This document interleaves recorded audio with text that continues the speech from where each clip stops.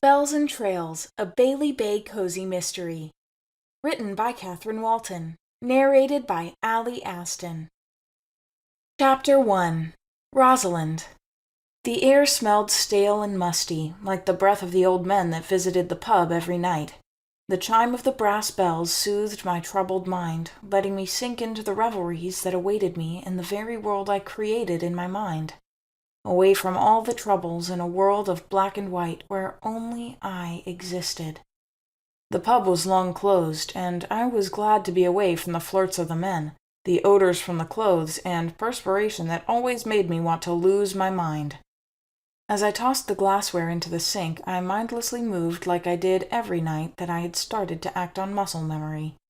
The smell of ale and soap lather filled my nose with the smell of citrus, and I reflexively wrinkled my nose, a bit happy for the life I had.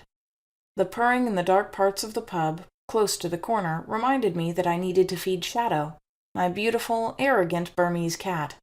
I had taken him in from the rain in Emberhold, and we had become best friends so fast that I even began to hear him speak.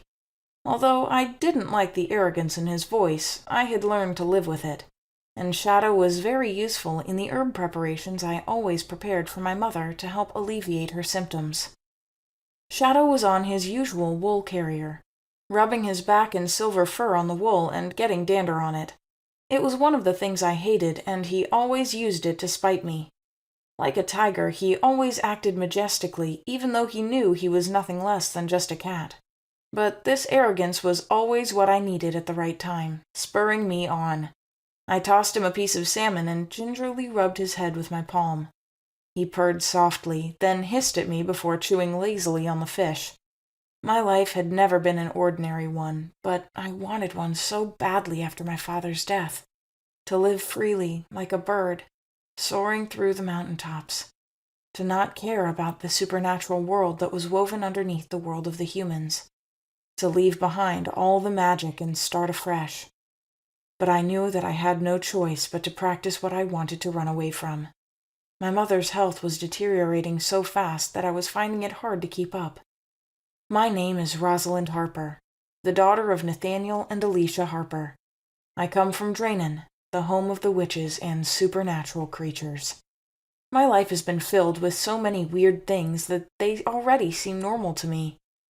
Well, I want you to follow me through this story, as it can and will be very scary.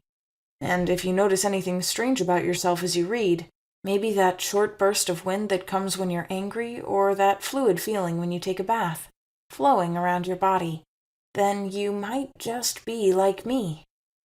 I traveled a long way to the small town of Bailey's Bay from Emberhold, the capital of Drainan. All I wanted was some peace and quiet away from the politics and games of the people in power. And by coming, I had made a terrible mistake. I had never been to a school because I had been homeschooled by my parents. I was supposed to know all the subjects from voodooism, life force control, native incantations, plant magic, and symbology. But after I left Drainan with my mother, I enrolled in Flores High School. It had been trying at times, and I struggled so much with the new subjects. History, physics, biology, algebra? Who knew you went to school to study how the world rotated? As if it was necessary in the real world. Nobody cared how the world spun on its axis. Everyone just went about their daily business. As the new kid, I was constantly the object of discussion among the students. I was not always good with people because I never had friends, except for Shadow. I had always been on my own, wandering like a lost soul with Shadow trailing behind me, even though I always told him to stay at home. Everyone in this world thought that black cats were a bad omen when they were, in fact, a sign of good luck back home. But according to human standards, I looked creepy with a black cat following me everywhere I went. But I did not seem to care. All I wanted was to live a normal life, away from all the intricacies of magic. I forced myself back to reality as I cleaned up the cups with a soft towel. I got the job as a waitress in a pub as soon as I set my foot in Bailey's Bay. My mother and I had come with practically nothing, and we needed every penny we could find. The reason why my mother wanted us to leave was because she could not bear to see the people who had passed execution on my father, walking around like they had forgotten what they did. Nathaniel Harper was an excellent magician, skilled in nature magic. His only crime was trying to save the whole of Drynan from ashlings. They were powerful creatures that roamed around Drynan after dark, draining magic from witches and leaving them lifeless. The fear of ashlings made the government create a curfew, letting the ashlings roam freely during the night. But my father wanted to decimate the ashling population to nothing, so that the witches could have more freedom. My father retreated into himself, studying, and finally he found a way. But it was deemed forbidden due to the vessels for the magic. For some reason he was imprisoned and executed in the Square of the Dead. My mother cried and pleaded for mercy, but the law is the law. I hate that place with every fiber of my being. Just staying there was too much for me, and I'm finally glad I left, but not before causing even more trouble for my already bereaved mother. It all happened when I was out in the dandelion fields, with my heart aching for my father to come and wrap his hands around me. I had never felt so alone and lost. This feeling of hurt and sadness awakened my magic. All I remember was a tingling feeling in my arms, but the dandelions began to writhe like snakes, curling themselves around me. It was amazing, but I had such a powerful magic at such a young age that an ashling found its way to me. My mother was there to protect me, which was the last time I saw her use her magic. Dancing tongues of fire of every color wrapped around the ashling, but not before it started to take my mother's magic. And because of me, she relinquished what she had held in high esteem. The lack of magic flowing through her veins made me sick. I tried so many potions and visited apothecaries, who were witches with healing attributes, but nothing seemed to rejuvenate my mother. Even after looking through my father's grimoire, I found nothing. But my mother still loved me, no matter what I had caused. Shadow had already moved from his carrier to my boots, rubbing his fur on my bare skin. It tickled a little, and I could hear his voice echo in my mind, feline and soft. "I know you're thinking about your mother," said Shadow telepathically. I reached into my mind and answered, "The symptoms are getting harder to alleviate by the day. The potion I prepared has lost its potency." "We're going to find a cure soon," Shadow said, trying to calm me down. "Although I think if I add ichadrum flowers and efferquin leaves to the potion, it would reduce the hallucinations." "Rosalind, that combination could cause a catastrophe. Together they would make the mind crumble to pieces," Shadow said with a sigh. But I told him I was going to try it anyway. By this time I was already through with cleaning the counter and beer mugs, along with the cobwebs that hung in crevices. Carrying Shadow in my arm, I closed the door and kept the key in the floor mat crack, and headed home. Shadow wrapped around my neck like a scarf, protecting me from the cold nights that ravaged the town.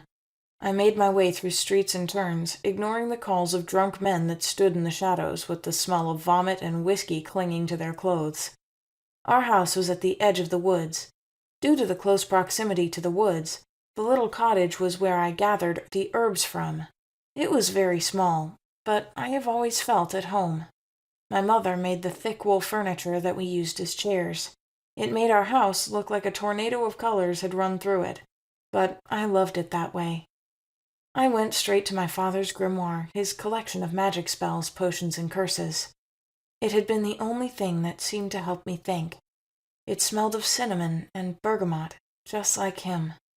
I opened the leather-bound book and quickly went to the herb section. Each herb's properties were detailed with drawings and labeling. They had been my mother's saving grace. I searched through it, looking for a cure to my mother's hex, while Shadow pranced around, hoping I would give him another piece of fish to chew on. I went through the book in minutes without finding a single clue, although I confirmed what Shadow had told me about the combination I planned to use. I had never felt so hopeless in my entire life. All I wanted was some information that would bring health and joy to my mother's face. If only I had not gone out that day. If only I had just stayed in the house, I kept thinking. My mind was sizzling with rage, and just at the edge of my consciousness, I could feel myself slipping into a chasm. What we witches called the pit of control. I knew full well that I had lost my control. I always fell immediately. Magic surged through me, filling my blood with so much energy and power. In one sudden burst of magic, I began to smell a distinct rose perfume. Behind me, the flowers had come into full bloom, with colors from orange to azure. In the other room, I could hear my mother's throaty cough. I needed to know what to do. All I wanted to do was help, but my mind was so muddled, and I ran out through the back door with tears in my eyes and into the embrace of nature and the wind. Cole. The day had been strenuous for me, but it had really paid off. At least I now felt confident in my abilities that my team would subdue the whalers. My knees hurt from exhaustion, and I felt like I could barely move. But with my younger brother by my side, I felt I could do anything. I am Cole Huxley, captain of the basketball team. My parents are the richest in this small town, and maybe even in the whole of Boston. I'm not bragging, though. They're never home, and their excuse is that they're trying to make enough money to make sure we're comfortable. But heck, we're more than that. We have our own condo at Railway Street, the biggest house in the town. We have everything we could ever need, except the presence of our parents in our lives. They both work at a very big design and architecture company in Florida, and my brother's company is the only thing that keeps me sane. We have a legal guardian, our crazy old Uncle Finn. He's my father's younger brother, and his mind is full of garbage. I think this is due to the long travels to the ends of the earth. Anyway, he just left one day without saying goodbye, and I've been taking care of my brother ever since. It had been hard at first, but I got the hang of it pretty fast. Uncle Finn is basically pretty deranged from the way I see it, always spitting gibberish, and I once stumbled upon his notes one fateful morning, and I learned a whole lot of nonsense. Always writing in Latin like he could not live in the 21st century. He sometimes even spoke to us in Latin, leaving my brother, Matthias, and me clueless. I'm just glad he's left our lives, because any more of that deranged nonsense and I'd have to claw my ears off. School had been fun, with a lot of girls wrapped around my finger. As a basketball player, it sure came with a lot of pros, the only con being training to the point of exhaustion. All the gossip typically ended with me one way or the other. That was how I learned about a new girl in the school. Her name sounded ancient, like it came from one of Shakespeare's books, and she was pretty weird, just like I had heard. She always went around with a cat and barely talked to anyone. She looked like she had not been under the sun much because her skin looked like fresh milk and her eyes only made it weirder. "Cole, can I go play at the swing?" my little brother asked, jolting me back into my body. Darn my mind for taking my concentration away from my little bro already. I looked at his eyes and couldn't resist. "Fine, just 20 minutes, I said to him, and we both walked to the park. The clouds were a rolling mass of scarlet and aubergine purple by the time we reached the park. Matthias asked me to push him on the swing, which I did. The sound of his laughter was a melody to me as he gained momentum. Then the shrill buzz of my iPhone made me leave him so I could take the call. "Mom," I say half-heartedly, not really willing to talk to any of my parents at the moment. My mom's high-pitched voice at the other end instantly made me want to roll my eyes. "We're fine, Mom. Yes, we're at the swing. I'll give you a call when I get home," I said as fast as I could and dropped the receiver before she could even have a chance to talk. The park was eerily quiet when I was done with my call. My mind started to beat so fast that I thought it would explode. Matt was nowhere to be found. I called his name a few times and started to panic. Matt went missing right under my watch. I was so angry at myself and my mother for calling at the wrong time. As fast as my tired legs could carry me, I ran to the police station with tears pooling behind my eyes. Chapter 2. Rosalind. I was still trying everything in my power to look for a suitable cure for my mother. My mind was not on anything else than that, and maybe a bunch of history assignments that I had to complete over the weekend. For the past 9 years, I had tried every herb I knew, from feverfew, cumin, myrrh, thiamine, and even acanthus. But nothing seemed to rejuvenate the magic pools that resided in my mother. It wasn't supposed to be that hard to rejuvenate a witch's magic, but I guess the Ashling attack was special. A witch could live without magic only for so long, and sooner or later, if I didn't do anything, My mother would die before my eyes.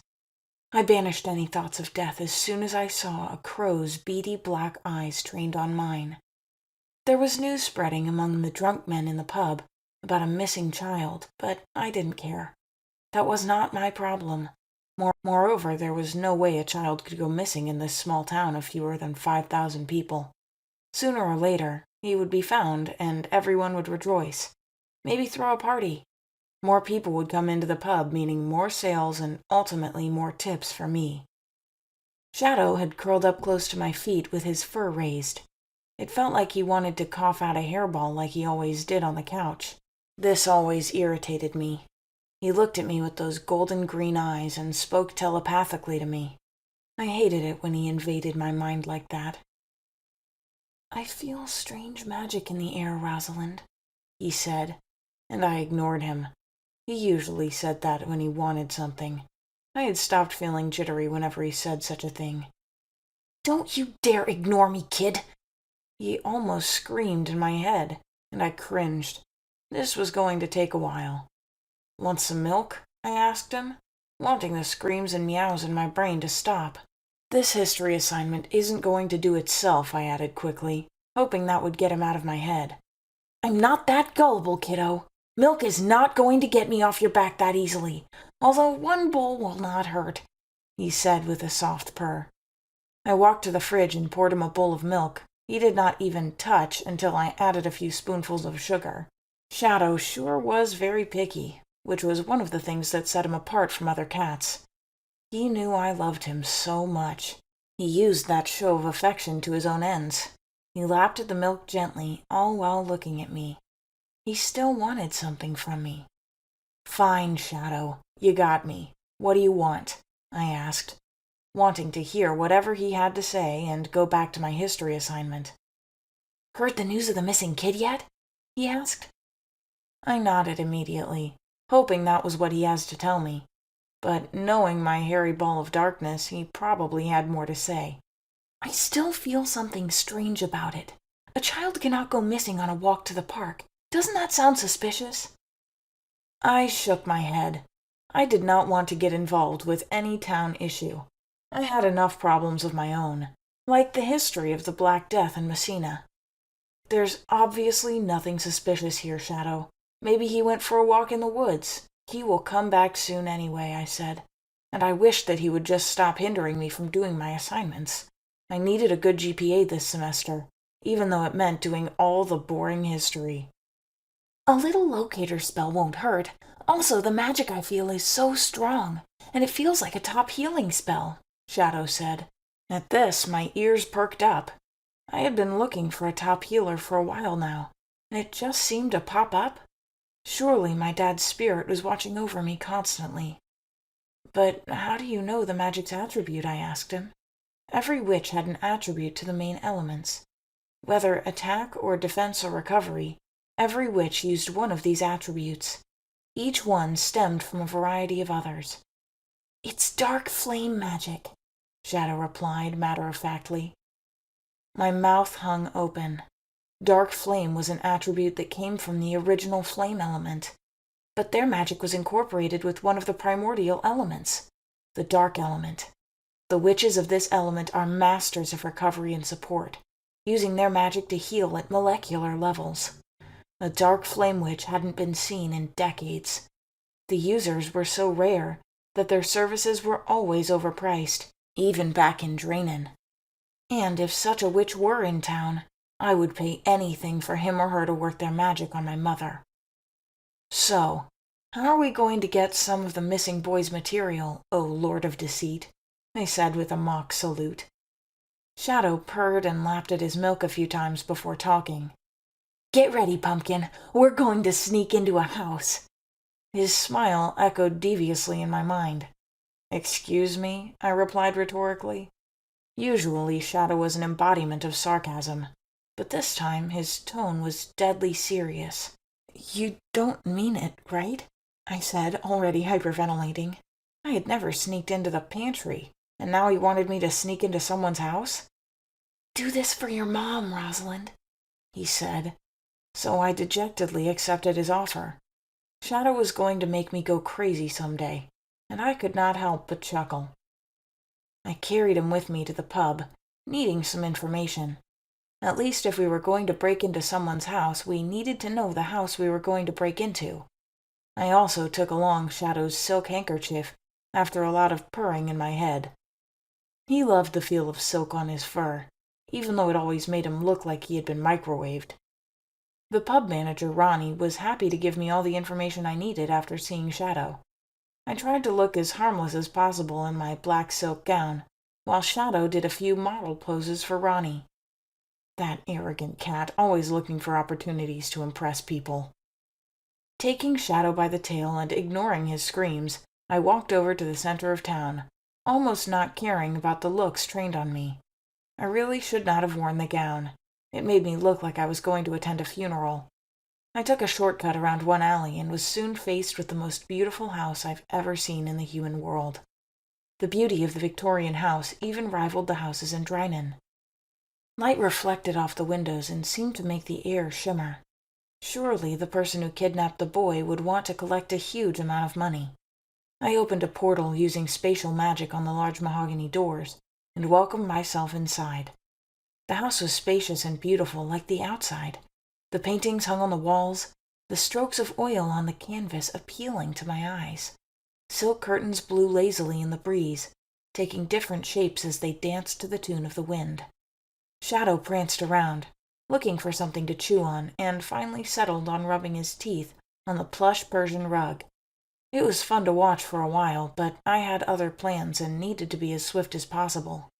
I picked him up, walked up the marble staircase, and checked around the rooms, looking for one that screamed out to me. I stumbled upon a room with walls splattered with paint and doodles.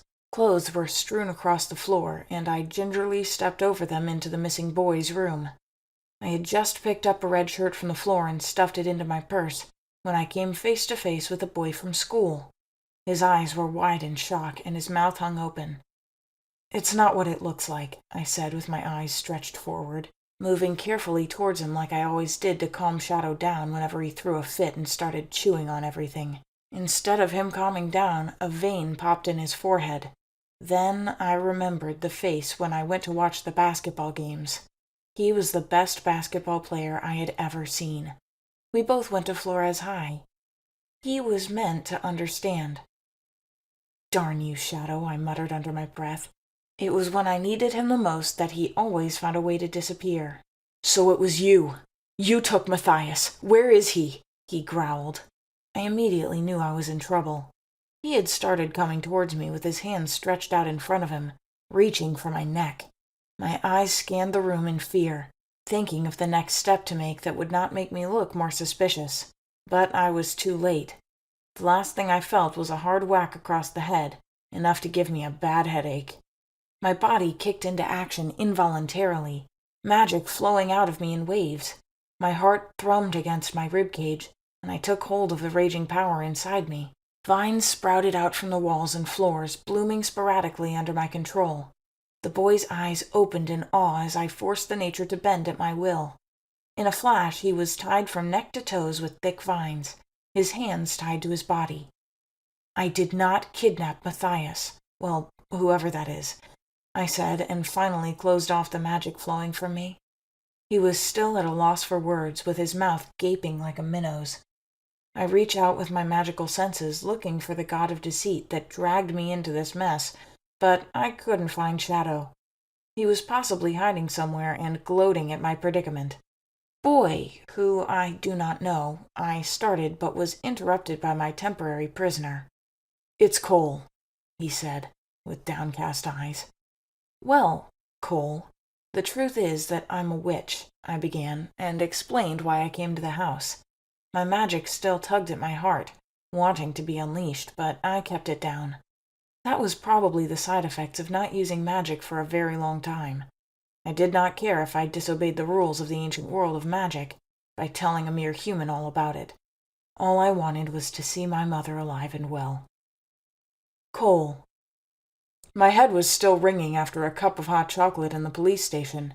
After being stretched so thin, my mind was exhausted, but my body was still aching to find my brother. All I wanted was to fall into a deep sleep and wake up with Matthias's leg on my forehead, but I knew that couldn't happen because he was missing. "You need to go home now, Cole. We'll take things from here," Officer Shirley said. But that didn't seem to have any effect. However, a part of me knew the truth, that if I did not rest soon, I might break down even before my brother was found. I picked up a piece of stray paper and a pen, hurriedly scribbling my contact information. "Call me if you find a lead," I said, and started my journey home. Pitiful glances were sent my way as I walked through the cobblestone streets. I knew Bailey's Bay was small, but never in my wildest imagination did I think I would be the talk of the town as the poor boy whose brother went missing. Rage bubbled and cooled in my chest, like the moon pulling the tide. It was a particularly sunny day, with the heat striking across my back like the whip of a Roman soldier. I just wanted it to rain so people could go into their houses and stop looking at me. Tears pooled at the back of my eyes, warm like the milk I used to make for my brother. Everything reminded me each passing day of his kidnapping, and I wished I could just sink into the ground. The house was silent without Matthias's valiant cries while battling Mr. Pinocchio, a soft teddy bear that laid on the couch. His plastic sword was also in one corner, and I could remember when I had fitted the sword with green-colored lights so it looked like lightsabers from Star Wars. Now it just seemed like he had been gone forever. My parents did not know about it yet, and I intended to keep it that way. I walked past the curtains, and I was grateful for the silk that draped over my head. It seemed to calm me down a bit as I found my way across the cold floors to my bathroom. That was when I heard the door to the next room open. My brother was back. So many questions started running through my mind. How he managed to survive, where he went to, what he ate. A whole lot. Without further ado, I turned away from the bathroom, a little sad about not getting a splash of cold water on my head, but it did not matter now. Matthias was home. I entered the room, my hands spread-eagled, wanting to hug my brother and pull him close. But what I saw stopped me in my tracks. The creepy girl from school was stuffing Matthias's favorite red shirt in her bag. She looked rather ominous, her pale skin contrasting heavily with the black silk gown that made her look like she had no legs. As she saw me, fear bloomed in her eyes, and the only thing the scene told me was that Matthias's clothes had gotten dirty, and she had come to get new ones. Otherwise, there was no way the creepy girl from school would be taking my brother's shirt. "She is the one who took him," my heart yelled. "So it was you! You took Matthias! Where is he?" I growled. In an instant, my rage surged through every fiber of my being. My hand flew to the desk lamp, and with enough force, I hit her across the head. She staggered back, her head immediately stained a purple color. She looked at me dead in the eye and muttered a few Latin words. The floor started to rumble, and her eyes began to glow. The green became greener, like the light and dark of a forest, the flecks like an ocean of leaves, and the color had entered her cheeks. She began to glow eerily, as if a sort of light were coming off of her. She looked like a goddess that wasn't real and could only be dreamt up. The silk gown flowed around her like a cloak of ink, fanning out because of the zephyr that sprung up in the room. Vines sprouted all around my legs, wrapping around my ankles like manacles. Wisps of air clung to her, emerald and azure. In a flash, I was completely covered with vines coiling around me like thick snakes. All I could do was just watch because I was too afraid to move. I had never seen anything like it in my whole life. This type of thing just happened in movies, and now it felt like I was inside of one. My heart thudded like a drum hammering against my ribcage while my mouth hung open. "I did not kidnap Matthias. Well, whoever that is," she said. The eerie glow stopped. The grip of the vines on my body was still tight, and her skin reverted back to its pale milky color. There was a look of puzzlement she had on her face that instantly told me that she probably had nothing to do with Matthias. "Boy who I do not know," she started to say, but I interrupted her. An impulse to say my name took over that instant. "It's Cole," I said with downcast eyes. "Well, Cole, the truth is that I'm a witch," she began with a sigh, explaining everything to me. I was confused, but I listened intently. A part of me immediately wanted to trust her, and it took all my willpower to restrain myself. There were other forces at work here. I couldn't trust anyone. At least, not yet. Unknown. The world felt like it was ripped away from my eyes as I stepped through the doorway. The squirming child did nothing to alleviate my nausea. Instead, the noises he made only seemed to aggravate it. My stomach roiled under my white cloak, and I forced myself to take deep breaths. I could hear the sound of a crypt bubbling by. It was the sound of nature's music to my ears. The skies were above, so I guessed we should be in a crypt. Willow saplings grew around where I had appeared, as well as the glistening blueberries of the belladonna. The air shimmered and more people came through an entrance that seemed to float in the air. I chuckled. At least I was not late. At least I'm going to get some reward from our master when he comes. Members of the Black Eye of the Sun, or should I say, friends. A voice boomed around the walls, echoing so eerily that it shook the bones in my body. Maybe you shouldn't have joined, my mind spoke to me, having second thoughts. I could not see any faces, just people in long white cloaks and black hoods. I dispelled any thought I had with another one. The good thoughts of finding out about the ancient world. Everything I had read so much about. Magic at its finest. "Let us begin," said the voice again, and everyone shuffled together, linking arms to form the Megan David hexagram. I kicked the boy away from us and heard a sharp intake of breath before linking my arms with another member. Then the chant started. It was in a language I cherished the most, Chthonian. Low and beautiful, rising steadily until it reached a crescendo. All I could see was light, covering my eyes and every part of my body. A feeling of euphoria swarmed through me, and I felt invincible for a second, feeling the power course through my body. But as quickly as it came, it left, and I could feel a change. A golden symbol had become emblazoned, a symbol I was so familiar with. The eye of our master. The eye of Lord Horus. I could feel the air crackle with power, and the low sounds that the boy I kidnapped gave. It felt so surreal and beautiful, filling my body with so much power that I could feel tears streaming down my cheeks. It was a beautiful sight, with the wisps of magic swirling around us like a storm of petals. "We all want to bring our lord to life," the same voice from before said. It was like a growl now, filled with so much malice and power. "He has been asleep for too long. When he comes, he will restore the earth with fire and put us in the rightful positions beside him. We will be gods." Everyone cheered at the mention of power. I could see myself ruling a part of the world, sitting on a pedestal of power, with the world at my feet. "But, as you know, sacrifice is the price that we have to make, a small price to rule the world with our master. All he asks is the blood of special children who have flame magic, unsullied and unbroken, and to his name, one of us has brought flame magic to us. Master Horus wants to thank you. Come," he said, and beckoned me. My heart leaped for joy.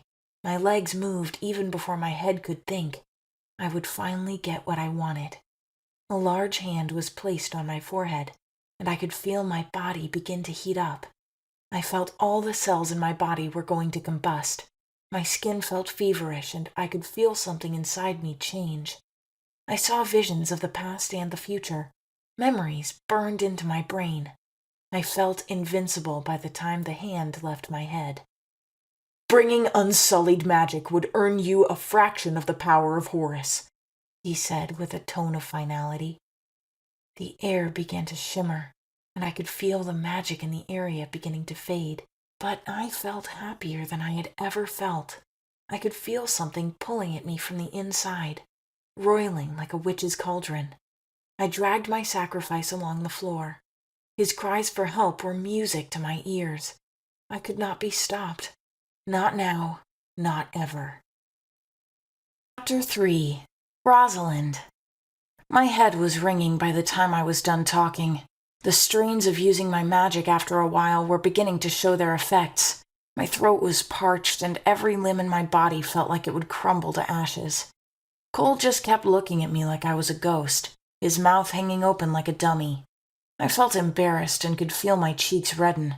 Immediately I turned away, not wanting him to see my face. I felt a familiar brush of fur against my skin. So the prodigal cat had come back to his mother. I was so sure he would get a serious tongue lashing once I got out of this mess that I immersed myself into. I should never have listened to Shadow, but he felt so sure that he felt a dark flame magic, and was sure it could help heal my mother. Shadow would never use my mother's condition to play tricks on me. That I know. "Breathe slowly," his feline voice whispered in my mind, smooth and silky. Then the memories of the breathing classes Shadow had helped me with came back to focus. I studied myself and tried to look for a good memory in my mind, something calm that I could hang on to. Then I remembered myself at the lake of Bithbug, cuddling Shadow's soft fur and thinking about my father's death. Tears pooled in my eyes as I steadied myself, hanging on to the gentle lapping of the lake against my undershod feet. I was determined not to let the tears drop in front of this stranger. "So, what's going to happen now?" Cole asked me, anxious to get answers. "We try a location spell," I replied, picking up a lone flower that had come from the vines that had sprouted earlier. Cole was released from the vines, and the house had gone back to normal after a few earth spells to seal the cracks in the walls and floors. "How do we do that?" asked Cole, looking bewildered. "We go to the last place he was seen," I said. I had a feeling in my mind that this was going to be a long search. All I wanted was to use this opportunity to find the dark flame magic user. Whether he finds his brother or not is none of my business. Shadow looked at me with those eyes that I used to fall for. I just sighed, not caring that he was probably trying to get on my good side again after leaving me to solve the mess he put me into. "The park," he said suddenly, making my heart jolt. I shook my head at the human part of me, squealing on the inside. His hair looked like it was made from hot chocolate, and the rays of sunlight peeking through the silk curtains made his brown eyes a lighter shade, like honey on a spoon. I pulled myself back from these innate desires with the thought of my mother at home, in bed, her body twitching. The potion I gave her would wear off in a few hours, and I needed to be there to administer another dose, pending the time I would get the dark flame magic user to help me save my mother. We both walked out into the warm sunlight, with Shadow trailing behind us. He stayed just at the edge of my vision, blinking when his eyes came in contact with the sun. The park was deserted, and the wind whistled, carrying dead leaves to my face. I flicked the leaves away and took a deep breath of the dry air. The last time I had cast a spell of this nature was when I got lost in the forest with my dad. After my nature magic training, I had wandered off, looking for the incredibly rare Venus flytraps that grew in the forest. I had cast the simple spell with my father's Grimoire, using the Grimoire as a conduit for my magic. It had worked. I had not tried it again since. But this was for my mother.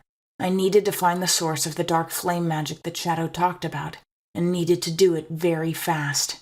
Steadying myself, I began to chant the Latin words flowing out of me like a second language. Domine natura invenere unum qui pereunt. I said it over and over, letting the magic loose from my body. The feeling still felt new after a few years, snaking its way through every part of my body. I relished the feeling, like I was one with the earth, glorious and powerful. The red shirt I had taken floated towards me, covered with wisps of green aura that glowed, my magic untainted and pure. Cole's eyes were on me the whole time I was chanting, and as he saw my magic take form, his mouth opened in awe. I liked it when he looked like that, dumbstruck. But there was something else on his face, a grim determination that he was ready to do anything to find his brother, just like I was going to do anything to find my mother. The shirt jerked forward on its own volition, moving very fast and searching for the lost boy. "Come on," I said to Cole, almost screaming, and ran after the shirt. Cole followed me into the shrubbery west of the park, and our search began. The grass crunched under our feet as we moved deeper and deeper. The shirt continued moving forward, floating through the air languidly. The shrubs gave way to large trees, and soon we were in front of the woods. Cole was ahead of me, his eyes scanning as though he were looking for immediate threats. The shirt floated past us and into the woods, the only place where I felt safe and invincible, where I'm closer to the earth and trees, nature itself. Cole marched in like a soldier, and I followed him closely. Shadow was in front of us now, running after the shirt. I stopped for a minute to admire the sunlight streaming in from the dense canopy of leaves above. The light shifted through the branches, giving an ethereal glow to the woods. I felt my power thrumming against my skin, feeling the pull of nature around me. I moved forward, following Cole and Shadow. Cole walked with an unseen power, his determination spreading like a veil on her skin. With each step, he kicked twigs out of his way, as if angry. Even though I just met him and he hit me across the head with a lamp, it felt like we had known each other for ages. The air suddenly turned a few degrees down, and there was no moisture in the air or on the ground. Cole's paces slowed down considerably until he was right by my side. Shadow had also stopped chasing the neon green butterflies, and his fur rose, making him look even bigger than he was. Although he was just a cat, he was my best magic detector and my personal defense magician. The shirt was still moving in the air, even though it was beginning to spin like crazy. The magic in the air was so dense that it was almost nauseating. My palms were already sweaty, but I still held my ground. This was my turf. I was invincible in my element. As we moved in sync, we passed the cairn of stones that looked so out of place in the woods. They looked newly placed because of the lack of moss on them. I had grown so attuned to my magic that I could sense even the slightest discrepancies in nature. That was because I had the best teacher, Nathaniel Harper. Whoever had placed those stones there must have had a reason, I said to Shadow telepathically. It looks very suspicious and still had residual magic, he replied, lingering for a moment. Any attribute? I asked him, anxious to hear whoever had placed it there. If it was the dark flame user, then I was so close to finding my mother a permanent cure. It's a meeting circle, and no, it's not dark flame like you think. It feels like wind magic, he replied, and all my hopes crashed into the depths of the ocean. But at least we had a lead. The person who must have perpetrated the crime was a witch. That was a start. Little wonder the air was cold. Wind magic was one of the strongest among the four main elements, with an almost infinite range, and was sure to cause a lot of havoc whenever it fought. I stormed forward, even walking past Cole. I was supposed to be optimistic, but now I felt I had been drenched in salty cold water. My eyes burned with unshed tears, and my hopes were dashed. But somehow, Cole's determination helped me move my body, when the only thing I wanted to do was lay in the grass and wrap my body with vines and petals. I was ahead by a few paces when the floating shirt started to spin rapidly like a compass gone rogue. My magic had started to tingle, and I could not feel my legs. The locator spell was simple, and I had large reserves of magic pools in my body, but I could feel them draining fast. I had never used magic for so long before, but I could not afford to pass out in front of Cole. I steeled my resolve and tried to read the magic signals of the locator spells. I pulled out more magic for myself and continued moving forward, with Cole following closely behind. Is that? I said and trailed off. I recognized the blood on the forest floor immediately. The lifeblood of humans was present everywhere, and even someone without magic could feel the life present. It had mixed with clumps of sand, and the whole place reeked of magic. It was even denser than what I had felt earlier. Farther, I could see a small pile of clothes, and immediately knew they belonged to Cole's missing brother. Cole was in front of me now, tears streaming down his beautiful face. I felt the sadness engulf him, his emotions in a frenzy. I had never been so worked up like this, even when my father died and my mother lost her magic, but this was different. I could feel what he was feeling, and what the forest felt. Anger, loss, sadness, pain. Look up, I heard Shadow say. The boy's not dead, he said and gestured to the location spell that was still working. The magic was fading already, but I could still feel the boy's life force far away from this place. His brother isn't dead yet, I said to myself, as the last bits of magic faded away. We needed another clue. The kidnapper had made sure that the clothes were carefully taken off. I scanned the forest for any residue of magic, using the tree to feel my way around. Shadow had turned to the other side of the forest near the creek. I followed him, still spreading my senses through the forest floor. Then it hit me. Dark, sinister magic filled my body, paralyzing me. I just stood there, my heart thundering. I could feel the ice-cold fingers wrapping around my neck. So, this was the power. I felt intoxicated, drowning for a minute before Shadow's clear voice rang in my head. "Get your rear down here," he whispered, even though I was the only one who could hear him. I pulled myself together, and I could see the remnants of an invocation spell lingering in the air. The smell of burned leaves hit me. The sounds of the forest crying for help reached my mind, the cacophony blocking out everything. All I could see was the symbol ingrained into the earth, large and filled with so much malice and darkness and power. Inside the symbol was a lone piece of silk material, small but enough to do another location spell. I felt I had to do whatever it took to find Cole's brother. Everything it took to heal my mother. "Cole," I said, and he lifted his face. His ears had reddened considerably, and he looked like he had been through a lot in the past few days. His eyes had bags under them, a sign that he'd been running off little sleep and too much caffeine. I walked over to meet him, and on impulse I pulled him close and he melted into my arms. "Matthias is still alive, Cole. I can still feel his life force, although I can also feel something else. But I know your brother's out there, and he needs you. We need to find him," I said, running my hand through his thick brown hair that looked like forest soil. "I will do whatever it takes to find your brother. Everything it takes," I said with finality. Chapter 4. Rosalind. I walked along the edge of the room, my mind not in the least settled because of the residual magic. I needed a great deal of information about the symbol and residual magic I found in the woods. Something felt so wrong that it transcended the laws of nature, and the only place where I could find information was in my father's grimoire. Although I felt skeptical about reading it in front of Cole, hiding information from him wasn't do us any good. Shadow was in the corner of the room, sulking. He was lapping gently at the remnants of milk I gave him before. He did not seem to care about the amount of dense, powerful magic we felt in the woods, but I knew something powerful was at play. My body still shuddered involuntarily when I thought about the icy fingers on my skin.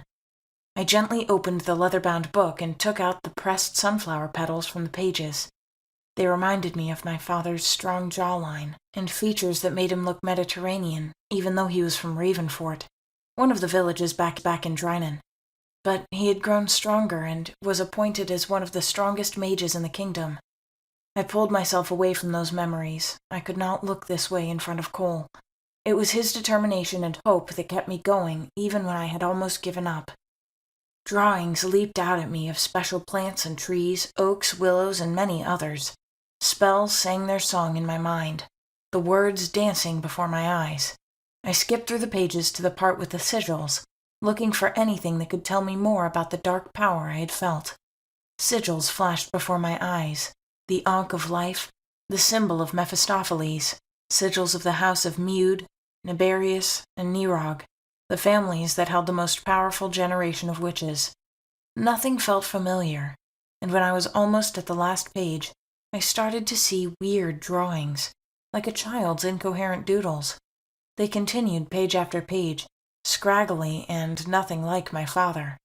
Each drawing looked strangely familiar, and I started to feel magic flowing from the pages and into my very being.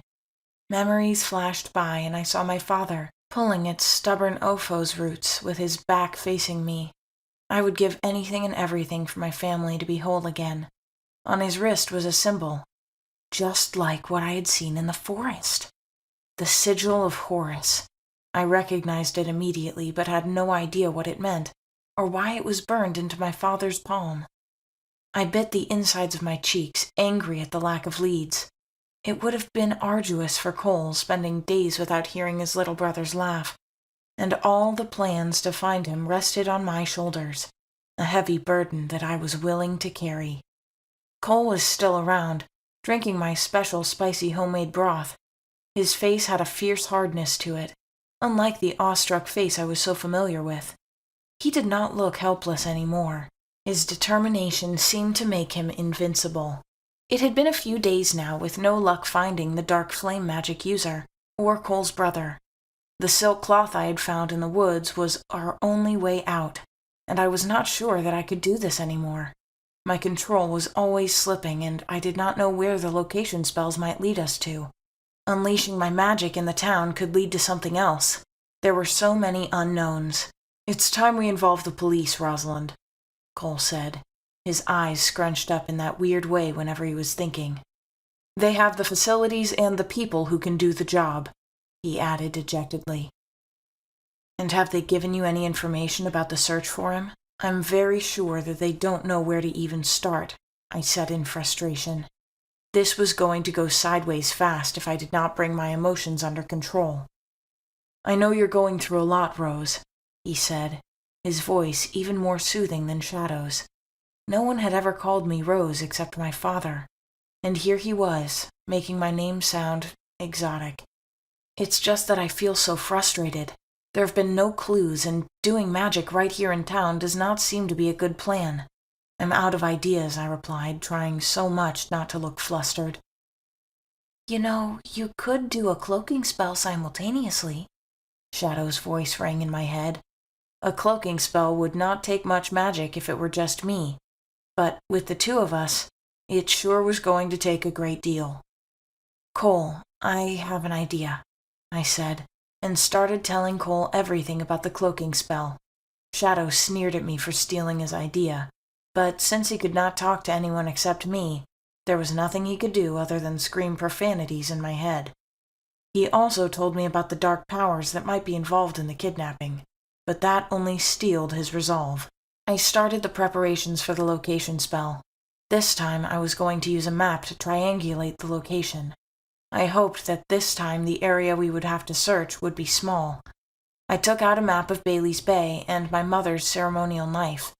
It contained the power of the House of Laurent and would help me greatly increase my magic. I slit my palm and pain shot through it, but my magic took effect, healing my body from the inside out.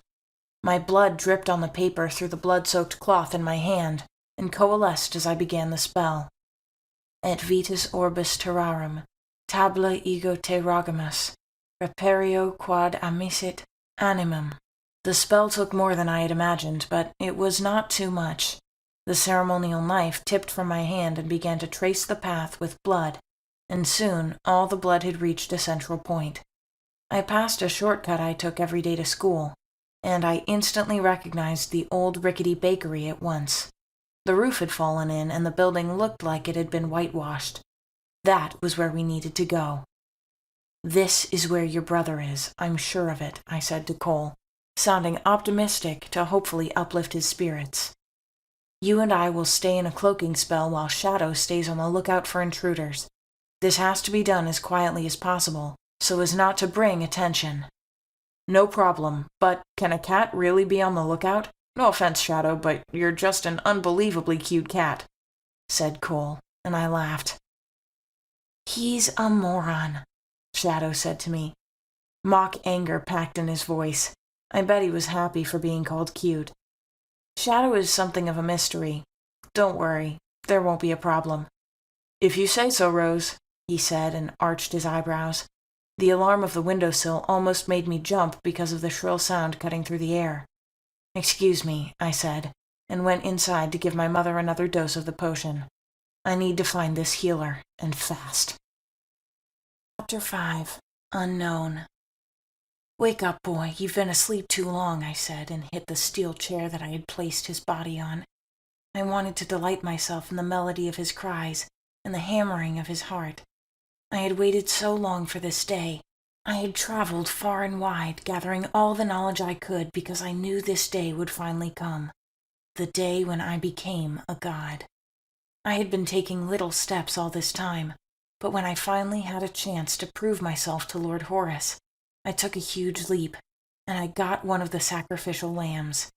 3 souls were nothing compared to the power I would have that Lord Horace would bestow unto me. My thirst for power grew with every passing day, unquenchable. Abducting a male child was a lot easier than I thought.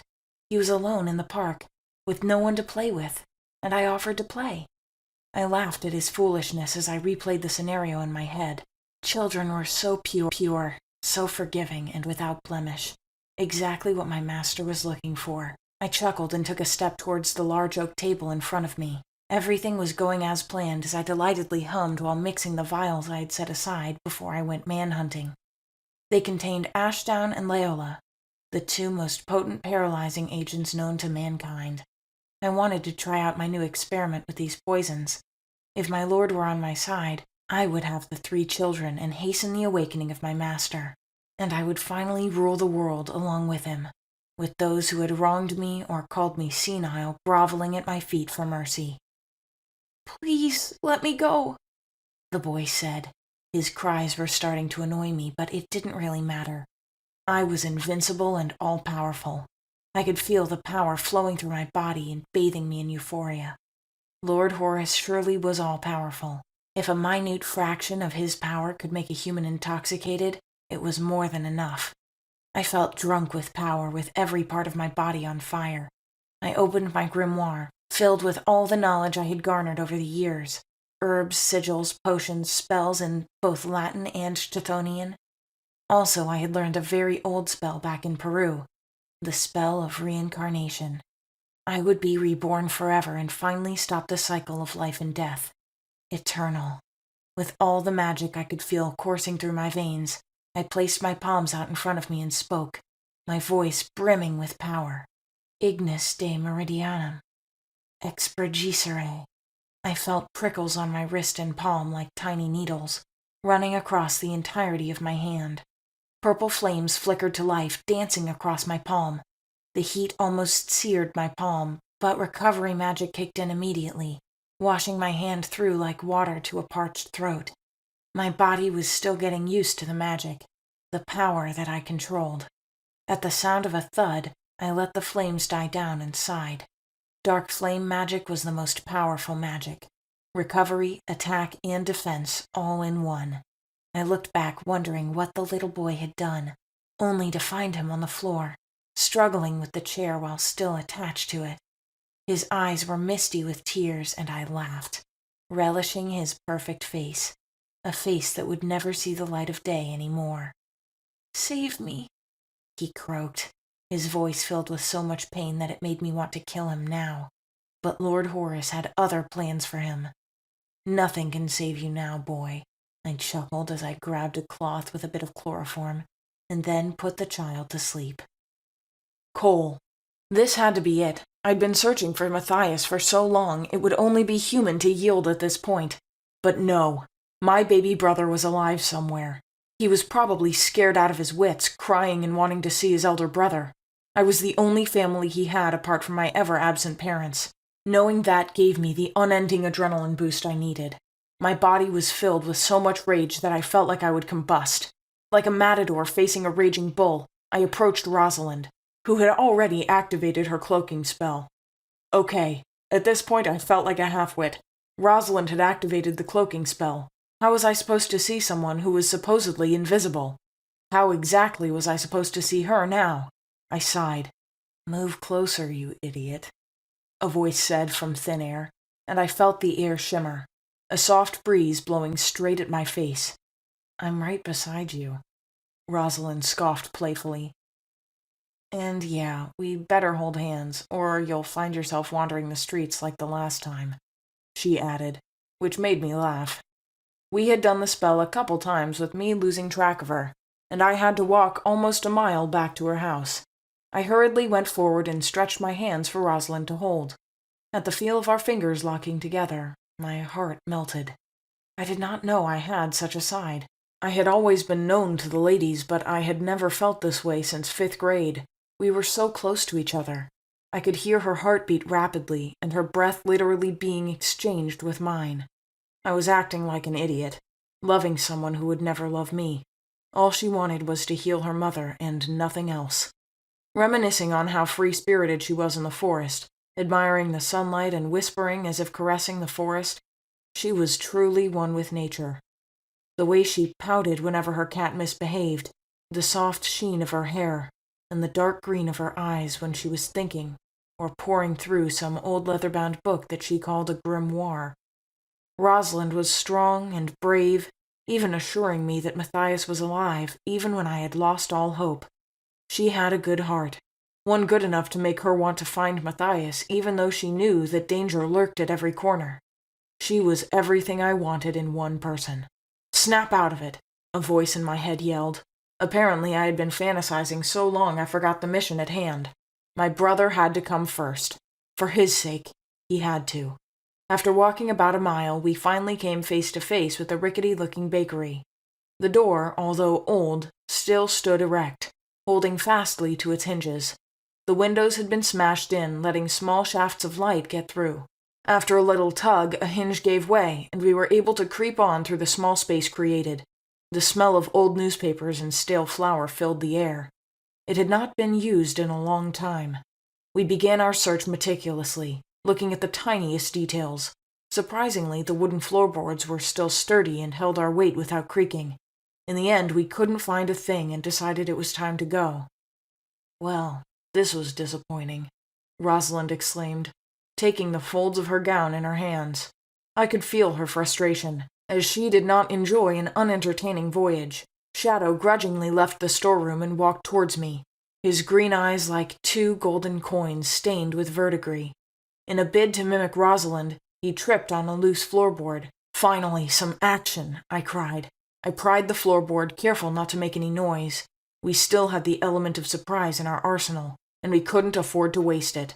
I walked towards the hole in the floor, and to my surprise, a flight of stairs leading to a basement was right before me. The walls were made out of cobblestone, and they looked freshly washed. They gleamed in the dark, reflecting the light that came from Rosalind's magic.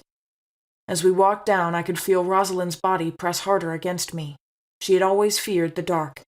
Closer, I could smell the soil on her skin, cool and inviting. I held her closely till we reached the last flight and found a large brass door.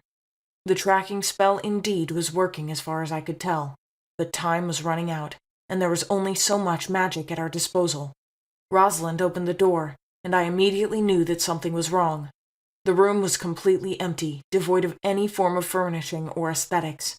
Moss had grown on the walls, and little ferns had just begun to sprout. Why would we find an empty room in the basement of an old bakery? "I guess this is it, Rosalind. Nowhere else to go," I said as the silk cloth stopped glowing as soon as we reached the center of the room. This had to be it. Matthias needed to be here. He must be here. "Blood magic can never go wrong," Rosalind said, filled with so much sadness that I could feel it almost across the room.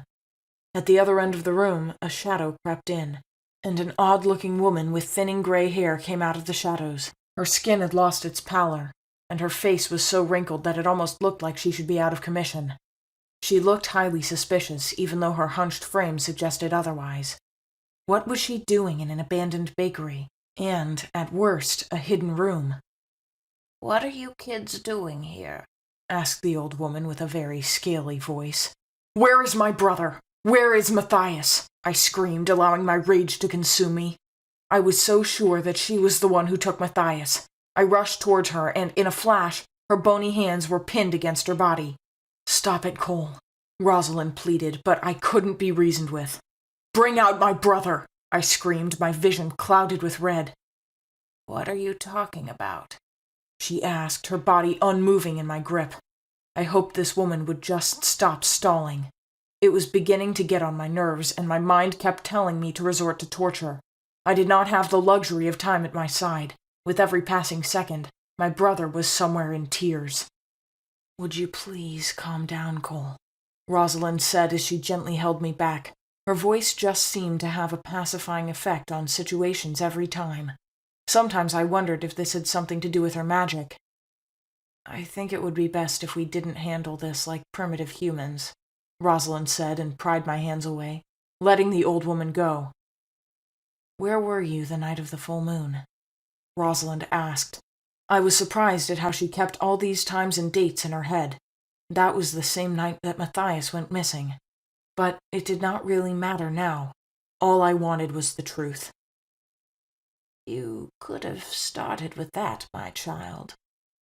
At the sound of her voice, I was revolted. Anyways, I'm usually out on the midnight of the full moon. It's the only possible time the golden ganacum fruits in the forest bloom, she said with a sigh. Rosalind and Shadow had a huge staring contest before she finally said, "It's not her." I wanted to throw something across the room. My heart swelled in my chest and ached so much. I was lost. "Let's go, Cole. We'll find your brother," said Rosalind, her voice cracking like she wanted to cry.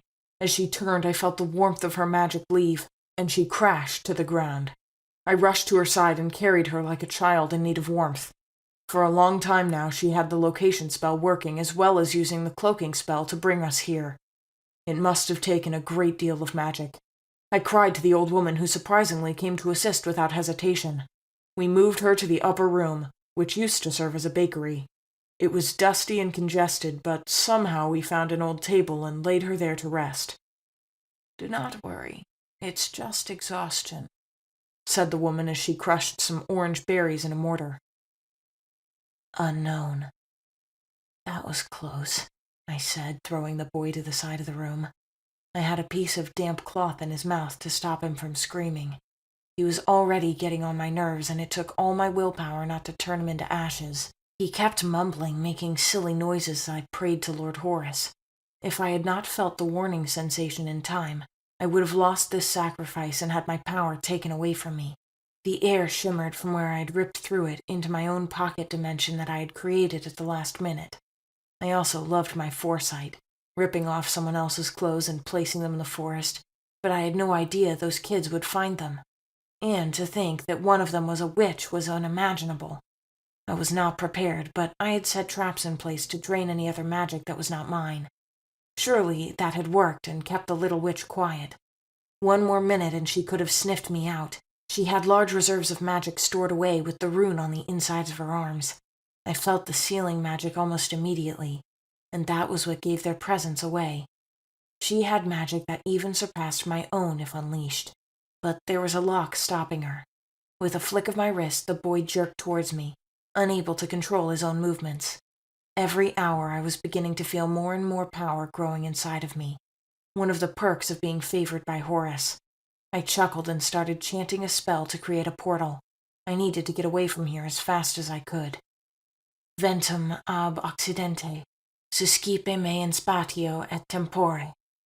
Wind whooshed and I could see it collapse, twisting and churning until a doorway opened, spilling purple light on my robes. Carrying the boy on my shoulders, I allowed the wind to take me. Chapter 6. Rosalind. I woke up with a headache bad enough to down a couple of Tylenol tablets. My vision was all blurry and jagged like the edge of a glass, slipping in and out of vision. Is this what they call a hangover? I asked myself, trying to use the magic that flowed through me to steady my internal compass. I was on a soft bed, probably made out of feathers. This was the best bed I had slept in since we left our home back in Drynan. There was a residue of sweetness on my tongue that I relished. Thankful for the sweet taste in my mouth, slowly but surely my vision sharpened, and the first thing I set my eyes on were 2 large pools of honey, drowning my whole body with sweetness. Desire swept through every part of my body as I slowly took in Cole's features. A well-defined jaw, skin so clear like a child's but tanned, probably due to many years of playing basketball, and the eyes, the window to his soul, open as he looked at me with so much hurt. He closed his eyes and said a small prayer, probably one for me to wake up. Regaining my composure, I raised my head and immediately wished I had not. Colors swam in my eyes and my head hurt even more. "You're awake," Cole said, and I could hear the relief in his voice. His expression reminded me of the demigod statues in Emberhold, eyes that looked so sad and lost in the complexities of the world. In my sad attempt to move, I felt so drained that I lost control of my body for a moment. In that short second of helplessness, I felt large warm hands surround me, with puckered lips on my face. I was hit with his cologne, cloves and citrus. I felt my face redden and I turned away. I felt embarrassed. A mind invasion told me that Shadow was near. He was at the foot of the bed, lapping milk from a tray. "This boy doesn't know how to feed me. Yuck! This milk tastes like vinegar," he said, and spat out a little milk just to emphasize his point. I laughed a little and felt Cole pull away. He looked away, his eyes glazed over as if he were lost in thought. "What happened?" I asked, after looking at the silk curtains and the shiny floors. Surely this was not the rickety bakery they went to. Everything suddenly started flowing in, and the influx of information made me cringe. "We still haven't found Matthias," he said, his voice filled with so much pain that I just couldn't bear it anymore. I shivered because of the light breeze coming into the windows and tickling my exposed shoulders. "We are going to find him, Cole, and it's going to be very soon," I said, shocked at how brave I sounded. "Says the person who I had to lug back unconscious," replied Cole, chuckling. That deep baritone voice turned my knees to jelly. I could not even bring myself to come up with a comeback because of the way I was blushing furiously. "Magic exhaustion really takes a toll," I whispered. Not sure if he even heard what I said. I had been useless during our last track. It felt like some hold was on my power, restraining me even when I wanted to unleash it. Doing blood location magic took its toll. Even the most powerful witches could not handle blood magic well. But it felt extremely frustrating, and somehow it didn't make me feel whole. If only I had been able to hold out a little longer, maybe I would have noticed something. Maybe we would be with Matthias right now. "Don't be too hard on yourself, Rose. I don't know how this magic thingy works, but I know you did all you could. You deserve a rest," he said softly, and I could see it in his eyes that he cared. But our lead was gone, and this time I ruined it with my incompetence. I felt so angry at myself for not being able to do anything. I was useless, like a voodoo doll. If anything were to happen to Matthias, it would be my fault. "Did someone say something about magic?" an unfamiliar voice said. I was sure it was not Shadow because it did not echo in my mind the way Shadow's arrogant voice usually did. The curtain was swept aside by a large hand, and I saw an old man walk in. He wasn't old enough to be called ancient, but he looked like he was a model. His salt and pepper hair was swept to one side. The unruly curls were kept down with gel to keep them from escaping. His eyes were a bright shade of green, a bit lighter than mine. They took in everything greedily, taking information to him. In a gait befitting a model, he sauntered over. With a wide grin on his face, he looked very funny, which made me smile. Something that felt like I had not done in ages. "And this is my uncle," Cole began, but the stranger held Cole's lips shut while extending his other hand to me for a handshake. "I see you've gotten yourself a girlfriend. The name's Finn, m'lady," he said and kissed my hand. I tried to keep my face from grinning like an idiot, but I just couldn't manage it anymore. "He's my very crazy uncle," Cole said after removing his uncle's fingers. His face was in a scowl, one that made his ears redden so that he looked like a gnome on steroids, which made his uncle and I laugh. "Even though he calls me crazy, I'm the best uncle they have." "That's because you're the only uncle we have. Duh," Cole shot back before placing a damp cloth on my forehead to reduce the fever. I wanted to tell him that witches do not work that way, but I just decided against that. It was very nice to be cared for. My bones felt weary and my body worn, but I knew I still had a lot to do. Find Matthias and the Dark Flame Witch to help heal my mother. Even though I knew that I had nothing to offer in exchange, my determination was set in stone. "I'm so sorry about Matthias, and I want you to know that I'll do whatever I can to help. How's the police investigation going?" "I'm so sorry to hear about Matthias, and I want you to know that I'll do whatever I can to help. How's the police investigation going?" Cole looked at me for one long second, as if he was trying to make a decision. "The police still haven't found anything, Finn. I'm worried they might not even find him at all." "I went to the police station as soon as I got into town today." "What was the outcome?" I asked rather impulsively. "Who's she again?" Finn asked rather rudely. "Someone better than you will ever be," Cole shot back, and I was grateful for the backup even though I would not have said a word. "How rude of you, Cole. Anyway, I had a heated argument with the constable. They should be sending out more men as we speak," said Finn. and put his hand over his heart in mock pain. I wanted to laugh, but the way he spoke earlier did not inspire me to put my facial muscles into action. I was grateful that Cole said nothing about our weird relationship. I knew how much that information could do to a mortal mind. I was even surprised why Cole's mind did not shatter into a million fragments. "So, you came to act the responsible uncle, did you?" asked Cole rather playfully. "You know I'm always responsible," his uncle said. At this, Cole squeezed his face and scoffed. "Don't be that way, Cole. Plus, I now work at a law firm in central Manhattan, and I've apologized about what happened all those years ago." "Apologizing for leaving a 9-year-old with his 3-year-old brother all by themselves? That is hardly an apology," replied Cole, his voice deepening to the same level as his uncle's. That was evidence that he was getting angry, and I knew that his anger needed to abate because of what Cole could do. With Matthias missing, he was always in a bad mood. "I told you, I'm sorry." "And then running off to Egypt without a word except the crazed look in your eyes and some incoherent Latin words?" "I swear on my life, Cole, I will do everything I can to bring Matthias back," Finn said, and apologized again. The tension in the room eased a little, and Shadow let out a satisfied purr. There were droplets of milk that were beginning to sink into his fur. He looked adorable, even though his face looked like a cross between a scowl and happiness. "I need to go home, Cole. It's getting really late," I said, wanting to go home to see my mother. Her face was clear in my mind, the only thing I was grabbing onto right now. I got off the bed and staggered a little bit, my head swimming. "I'll take you home," Finn said, even before I could utter another word. Cole wasn't too happy, but he just let it go. Since I could not walk all the way home, I had no choice either. "Thank you," I said briefly, and moved the curtains aside, with Shadow falling in step behind me. I mumbled a goodbye and moved out, with my heart set on finding Matthias. I got into the dark blue sedan, and Finn ignited the engine. I shuddered involuntarily for a bit, not used to the hum of the engine beneath me. I gave him directions, and he moved quite fast, letting the air blow on my face. "I feel something coming off of him." Shadow's voice popped into my head. "What?" I answered, anxious to hear what Shadow had in mind. "Like faint magic coming from him."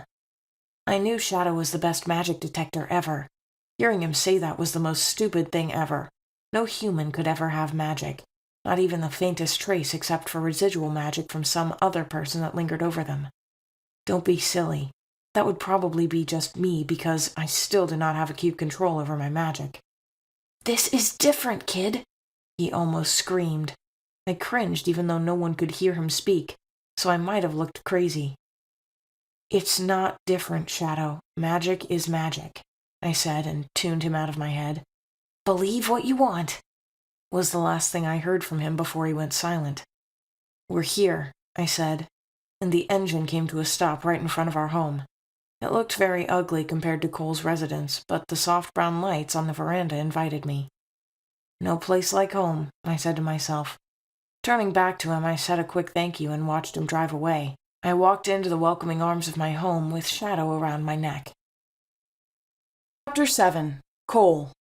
My mind was muddled together with various thoughts, and I could feel myself slipping in and out of reality. Matthias's kidnapping still weighed heavily on my soul, and I could imagine myself as Atlas, carrying the world on his shoulders. If only I had not received that call. If only I had not left him by the swing. I could have protected him. I felt like I was dead, floating like a rock to the bottom of the ocean and drowning in worry. My muscles ached so much, but I could not give up now. Not when Rosalind was still there. Her eyes gave me the courage that we could still find him, and the constant reassurance that she gave me, consoling me when I needed it, even if she had problems of her own. She was a rare gem, shuffling me through the hurdles of the world, and helping me get over them, even if we just barely scaled through. Damn, she was beautiful. Every part of her personality appealed to me. The poise with which she carried herself as if she could conquer everything and anything. Her beautiful hair, those tresses that reminded me of the soft loam in the woods, reminding me of the life that they brought, generously bringing dormant seeds to bloom. They contrasted heavily against her milky white skin, pale like alabaster. Those beautiful eyes, emerald when she smiled, the pupils drawing me to their deep, dark depths. Like sirens, they pulled me with the silent song they sang whenever she smiled or was angry. I sometimes didn't believe that she was a witch. She looked so normal, especially when she wore baggy tees and cargo pants, tending to the flowers like they were her child. The carefree nature she had, like the wind, blowing and caressing my face. I was still surprised that I didn't notice her when she joined us at Flores High, silent yet captivating, like a goddess come to life. But I did not want my feeling to get in the way of my search for Matthias. He was the most important person in my life, right? And finding him came above everything, even how I felt about Rose. A groan escaped my lips as I forced myself up from under the sheets. I hoped Matthias was safe. I would not forgive myself if anything happened to him. It was all my fault. The thick sheets no longer provided comfort from the cold, and I pushed the window blinds open, thankful for the stinging blast of cold air on my face. The night was peaceful, more than I thought it would be. An owl hooted in the distance, and then the flapping of wings could be heard. I let myself float away from my body, wanting to live in the world of weightlessness where nothing bothered my mind or plagued my thoughts. The door creaked open, and fluorescent light from the hallway spilled onto my face, bathing me in a halo. I moved my weary body towards the door, wanting to see who it was. "Can I come in?" my Uncle Finn asked. He looked wearier than ever with bags under his eyes. It was as if he'd aged 10 years in one day. In his hand was a leather-bound book, with a large bookmark peeking out the side. I was finally happy that he had left his old ways. He did not have that crazed look in his eyes anymore. Instead, he looked older and more responsible in his overalls and cashmere scarf around his neck. To have come all the way from Manhattan showed that he now cared, unlike when he left us to fend for ourselves, wasting our parents' money on frivolities. While he was gone traveling around the world from Cairo to Greece, Venice to Khartoum, I had stumbled upon one of his books and had come across a whole lot of nonsense. Hexagrams, symbols, and a bunch of words I did not understand. I hated him for everything he did. Not being there for us, deceiving our parents for money for his crazy travels, making me take care of my brother all alone. Now he told me he worked with a large firm in Manhattan, and I had seen evidence of that. His eyes were no longer crazed, but now calculating, like the eyes of someone who knew exactly what he was doing. "Of course," I replied, and he sauntered in soundlessly. "How did the police station go?" I asked. Although weary, I wanted to know if the police finally had a clue to the case. "There was a lot of shouting on my part, but they have a lead. We will get to the bottom of this very soon," he answered with a weak smile. I laughed a little. At least there was progress. Now the police had a lead, and I was sure that with the manpower they had, there was going to be a change. I now had hope that Matt would be found very soon. "Cole, I'm so sorry about everything that I've done," he started slowly. "I know you probably hate me right now, and I get why you do. But I've realized my mistakes, and I'm ready to be a better person. Trust me, I'm ready to do anything to help." "Uncle Finn, I still don't understand the reason why you did those things all those years, but I'm grateful for everything you've done in such a short time. Apology accepted." "Pal hug?" he said with tears in his eyes. "That would be super weird," I replied, and we both laughed, our voices echoing through the chilly night air. "I'm going back to the police station. I need to help them find their footing," he said, and took his leave with his coat billowing behind him. As he left, I sank back into my thoughts with the wind stinging my face.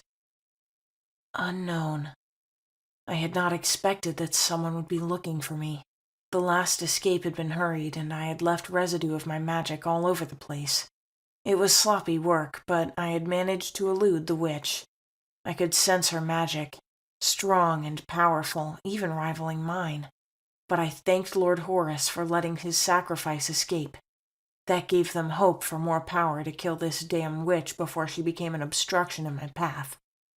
I cast a small spell, waking the boy from his slumber. The boy carried unsullied flame within him, power to bring our master back to life, and yet he knew nothing about it. But I had trusted my instincts when I first felt the power blossom within him some months ago. Now he was one of the keys to my power, the supremacy of our Lord, and one of the people that held what laid in my future.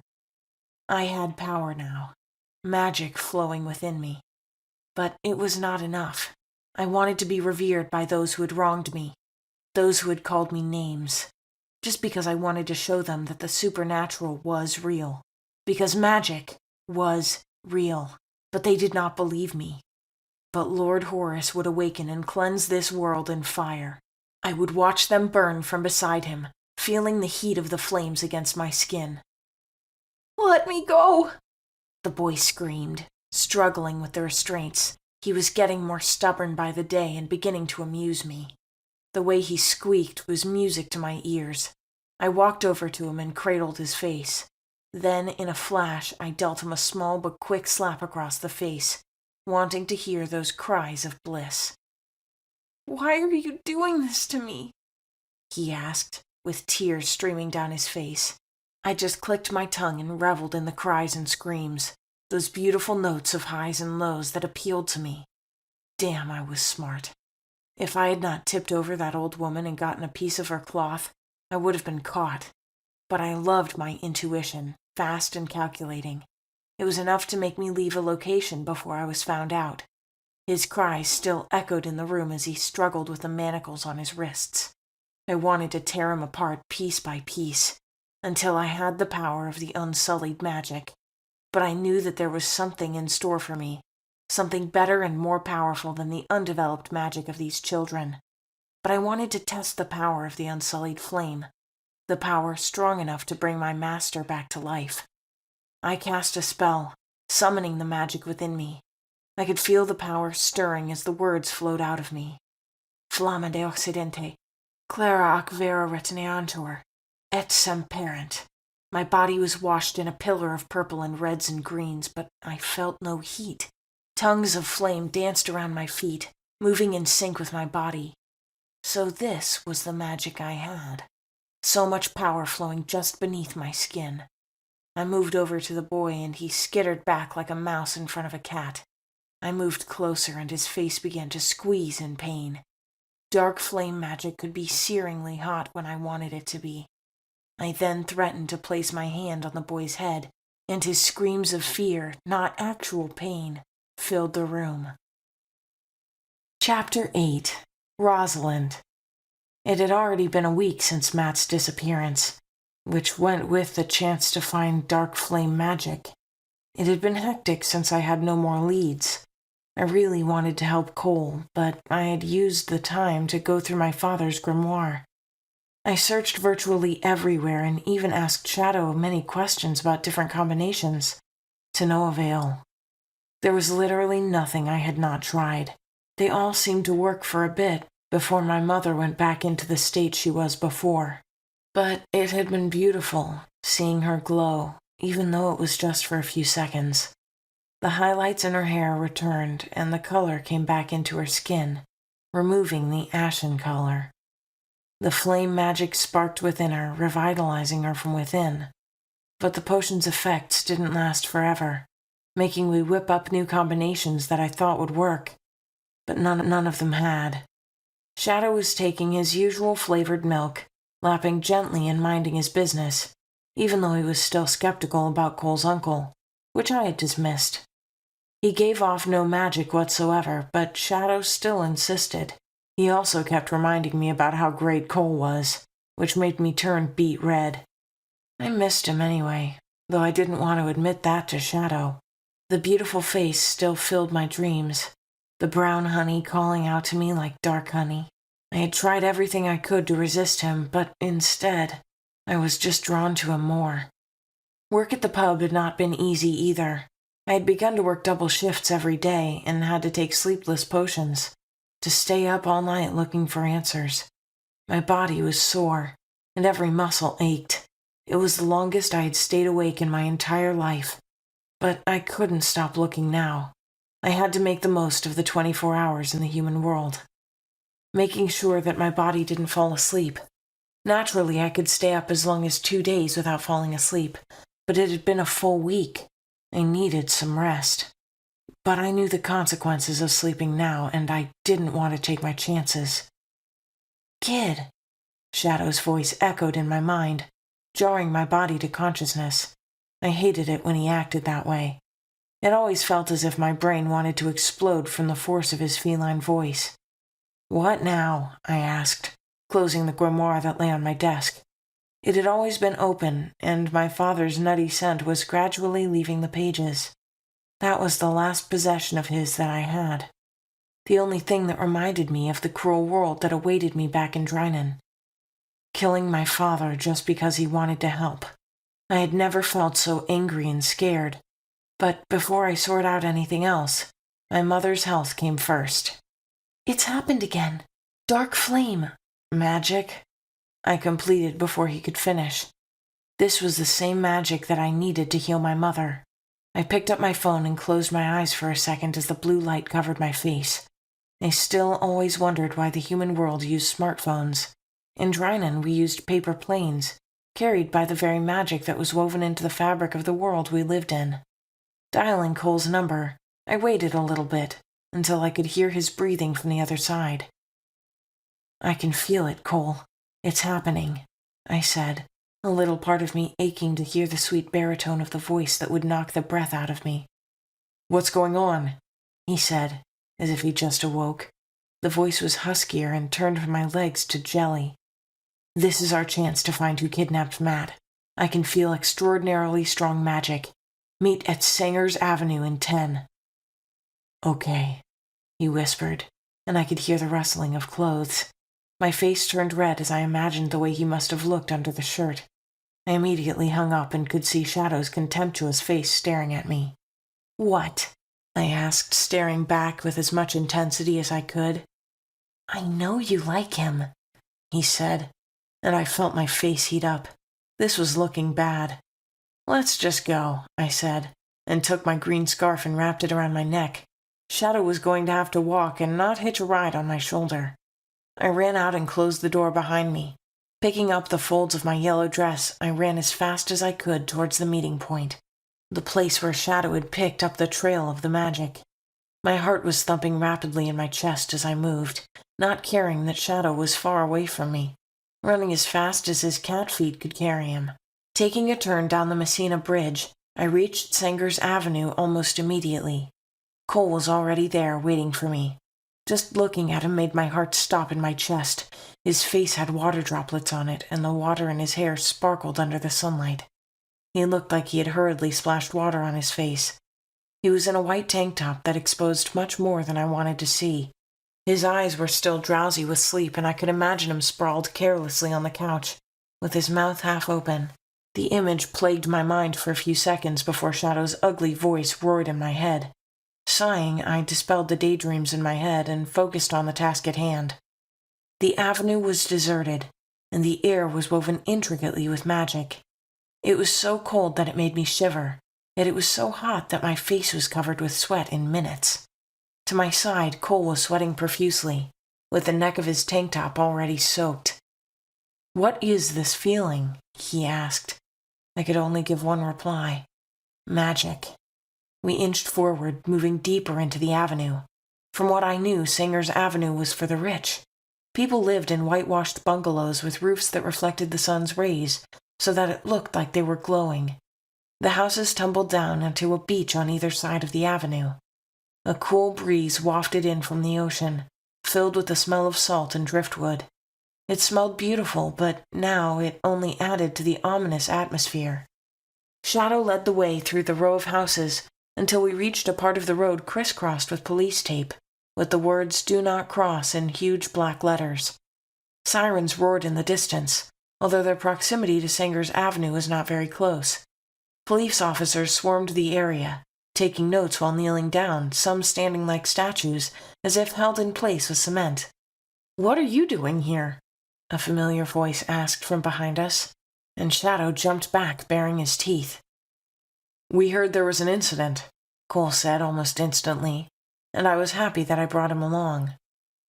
"But what are you doing here, Uncle?" Cole asked. His uncle just ran his hand through his hair and looked over Cole's head. He looked like he had been through a lot. His face looked older, like he had been under a lot of stress. It was probably from staying up all night looking for clues that would help find his nephew. "I've been working with the police. We found a lead, and it brought us here. But sadly, another child had been kidnapped before we got here." "What?" Cole exclaimed, his eyes misting over with unshed tears. I could totally feel what he was going through. There was a serial kidnapper on the loose now.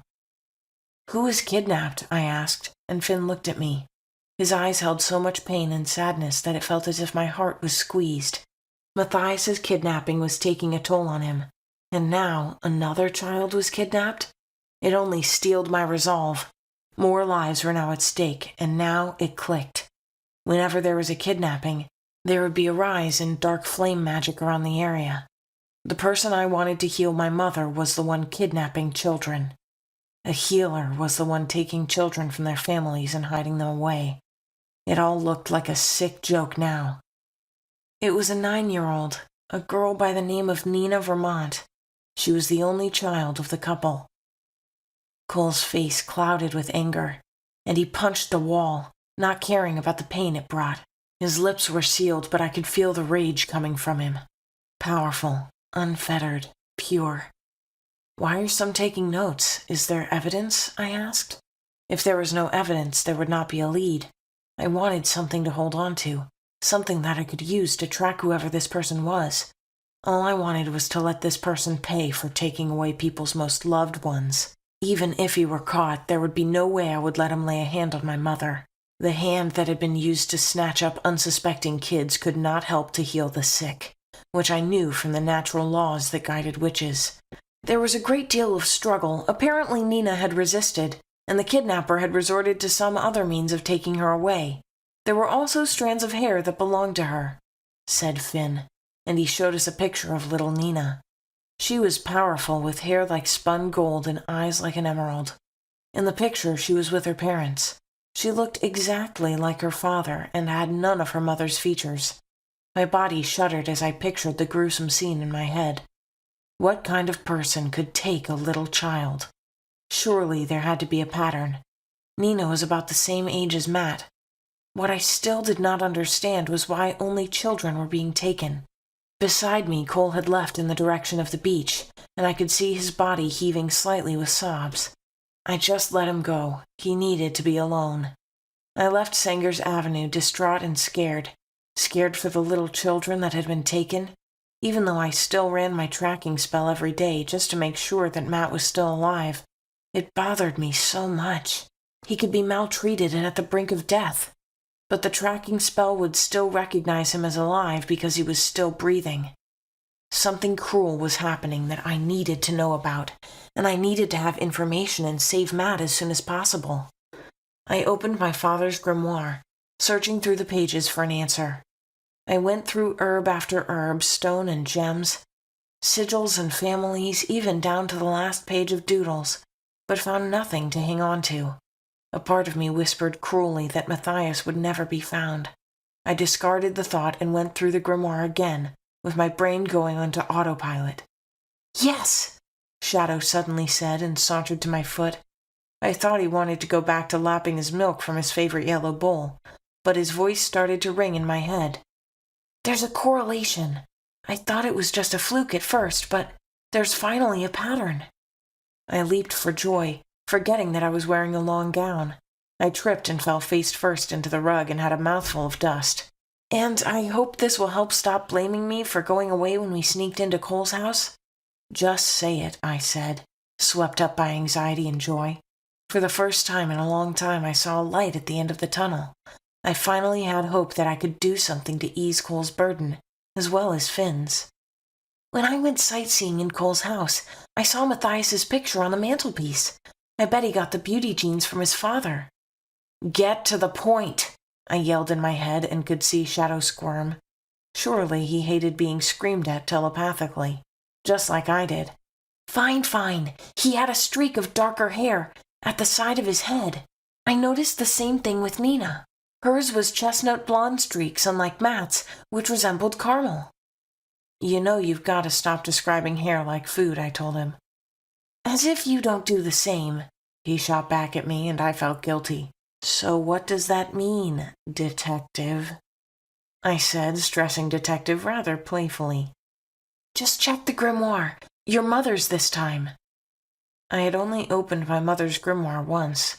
It was powerful, filled with spells of all kinds. They were beautiful just as they were deadly.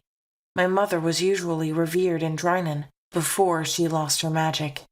She was not called the Fiery Princess for nothing, but after she lost everything, the Laurent family disowned her. It had been harrowing for both of us, but somehow my mother smiled through it all. I pulled out the tome from the bookshelf and gingerly set it on the table. My hand shook as I opened the pages. Apricots and sunflower oil filled my senses, and I could not control the tears that streaked my face afterward. The bold handwriting stared at me, and I could do nothing for the first few minutes. I admired her careful detailing of each spell, amazed at how someone who once held so much power was now reduced to nothing. If only I had not gone out then, my mother would still be a part of the Laurents. Get a hold of yourself, kid, said Shadow, and I winced. I opened each page in wonder.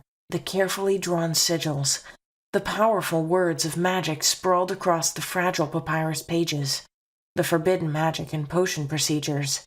As I reached the last page and found nothing, I had given up all hope. Surely my mother would know nothing about kidnapping little children.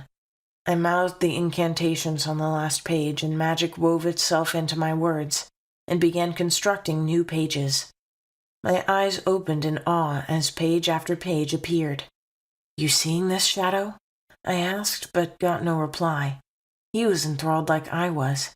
His fur was standing on end, and his golden green eyes glowed. Ink began to spill onto the pages, forming words of their own accord. Each word was in Gothic, with letters from red ink. It read, Magelings and Unsullied Magic. Every few millennia, a set of 3 children are born with the potential to do magic.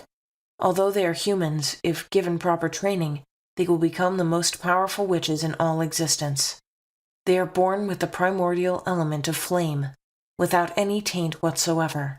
On the day of their birth, a fire rainbow lights up the sky like the northern lights, beautiful shades of purples, reds, greens, blues, and yellows. This magic grows into different attributes, bringing them to the limelight. Stronger than anyone, their power is usually coveted by all, and they are usually targets of kidnappings, when they are young and trained specially to become killing machines, and have their heart filled with darkness and hate. They are known as magelings. Divided, they hold enormous untold power. Together, they are unstoppable. Their blood is used as a sacrificial offering in blood magic, and can even bring demons to life. They are usually identified by a darker streak of hair on the side of their head from when they are born, which makes them different from others. Their power reaches to its peak when they are about 10 years old, and this is the most suitable time to train their powers and bring their abilities to the fullest. After the age of 10, if not trained to wield the power they possess, the magic becomes dormant and cannot be used anymore. The darker hair goes back to normal, and they can live within the human populace. The words filled my being, and I unwittingly lost control of my magic for a moment. The strawberries grew unbelievably fast, changing from tender saplings to fully grown plants.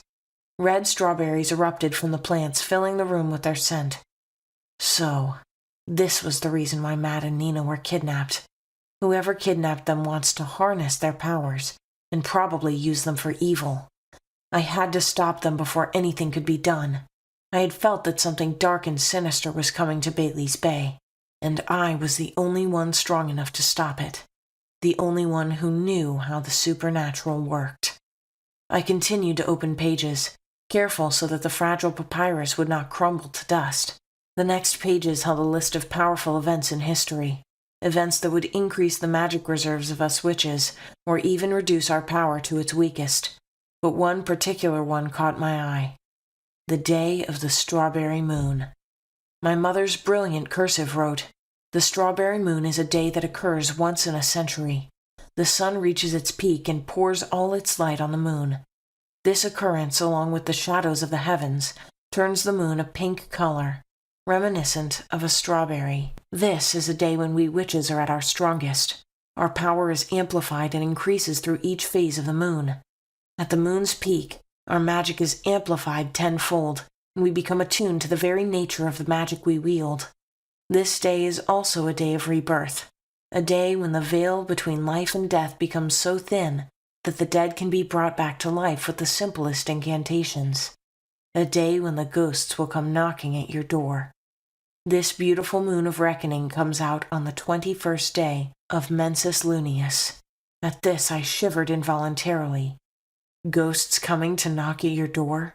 That was a tale told to us as kids when we wanted to stay all night dancing in the fields. And now, seeing it in my mother's grimoire made it seem even more real. A fable came to life.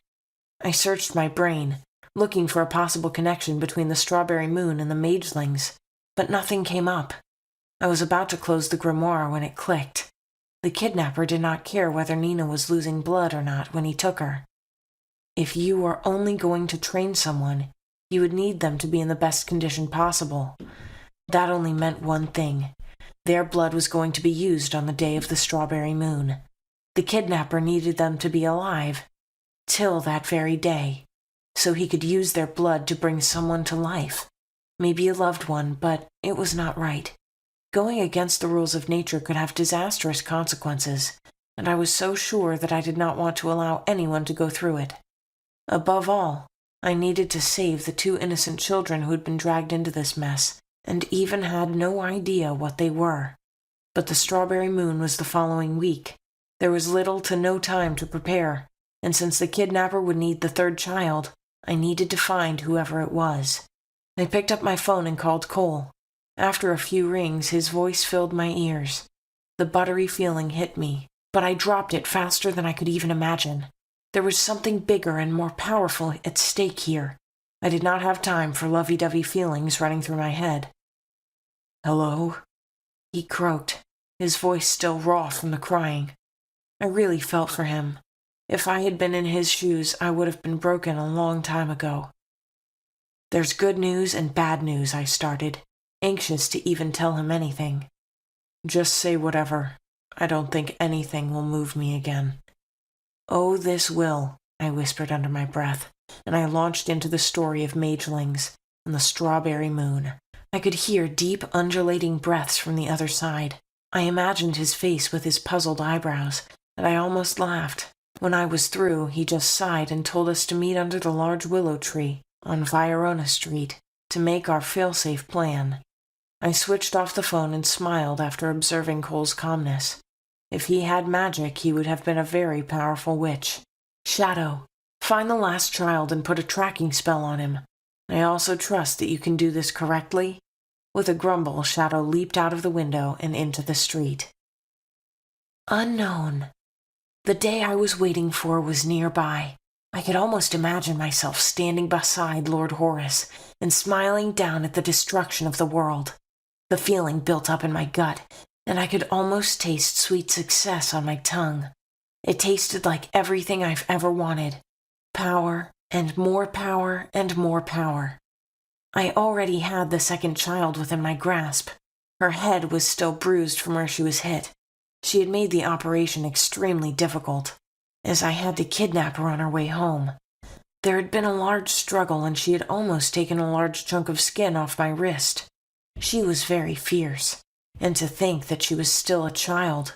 I knew Lord Horace hated defective goods, but he would have to manage her this way. Her forehead was the color of an eggplant, due to the large bruise on it. She still looked extremely angry, and had not said a word since we arrived. But that was what I loved. I love watching strong people break, their strength crumbling and tears running down their faces. I licked my lips and peered into her face. Emerald green eyes stared back at me like little tongues of fire. She sure had unsullied magic, and had not been docile like the first captive was. His tears no longer appealed to my ears, and that was why I went out to grab the 2nd one. And I had to find the last child soon. Finding him would mean more and more power. and I'd finally get to meet my lord and stand by him while he wipes away his enemies and rules the world. "Sorry you have to die," I said, and chuckled. I wanted to hear her plead for mercy, but all I got was child spit in my face. She was stronger than I expected, but very soon she would yield to me and me alone. I so much wanted to see her bawl and tear at her hair like an animal while I watched. I wiped the saliva from my robe and moved on to the next child. He looked battered, but there was no single scorch mark on him. Even the hair on his head wasn't singed. Not even his clothes were burned. After pouring all my dark flame magic on him, he still did not crumble to ashes.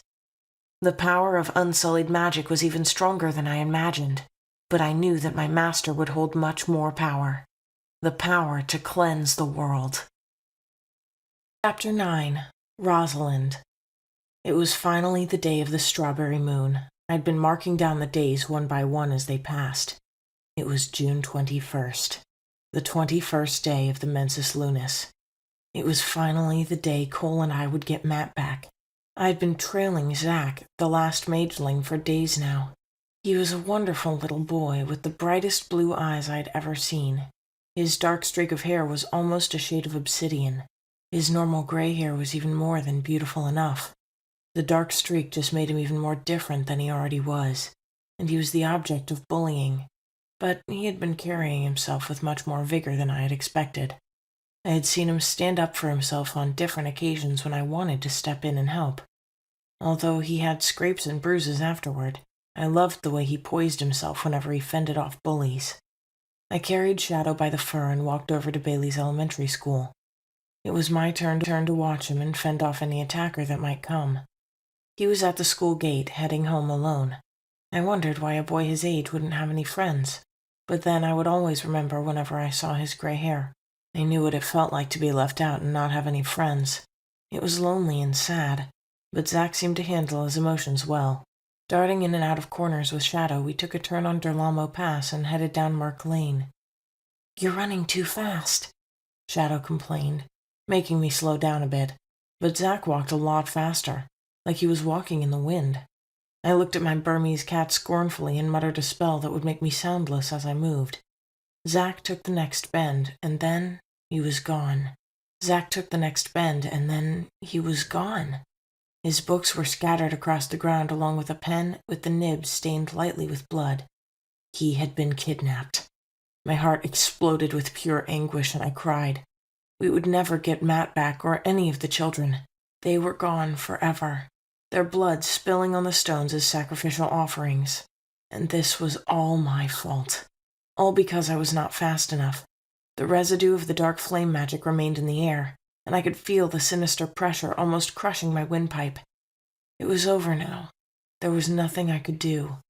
I sank to my knees and bit my lip, trying to stop the tears that were threatening to pour down my face. I had just missed a chance to stop an ancient dark power from coming to life. I had just put Bailey's Bay and probably the rest of the world in danger. "Stop bawling," Shadow said, trying to pacify me. But I wasn't sad anymore. I was angry, like the way I felt when my father was sentenced to death at the gallows. If looks could kill, Shadow would have died on the spot. He flinched back in terror and gently appeased me. "There's a tracking spell on the boy. We'll find him for sure. And the rest of the children as well," he said slowly, letting each word sink into my mind. That placated my anger for a bit, and I called Cole.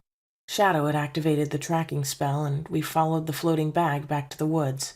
We were basically where we started. Cole got there a few minutes after, sweating profusely and almost out of breath. I released the lids on my magic and made a hibiscus grow on my palm. I squeezed out the nectar from the plant with a twist of a finger and let it drip down his throat. His breathing eased almost immediately before we headed into the woods. I could feel something writhing inside me, wanting to come out. I balled my hand so hard that my knuckles turned white, but I had supreme control. I replaced the lids on my magic, and we headed for the dark unknown. The wet soil squelched under our feet as we moved deeper into the woods. It felt like heaven, resonating with the greenery present. Everything echoed within my body, and I immersed myself in nature. I felt at peace for the first time in a very long time. Cole carried Shadow while he ran, and I kept up with them, twigs snapping under my feet and the buzz of crickets steadily rising like an orchestra. We reached the edge of the woods, and I could see moonlight peeking through the canopy from the other side. The bag had stopped floating and had dropped to the ground with a soft thud. Everywhere went silent, and I could hear the sound of our breathing. But there was nothing here, just like last time we came.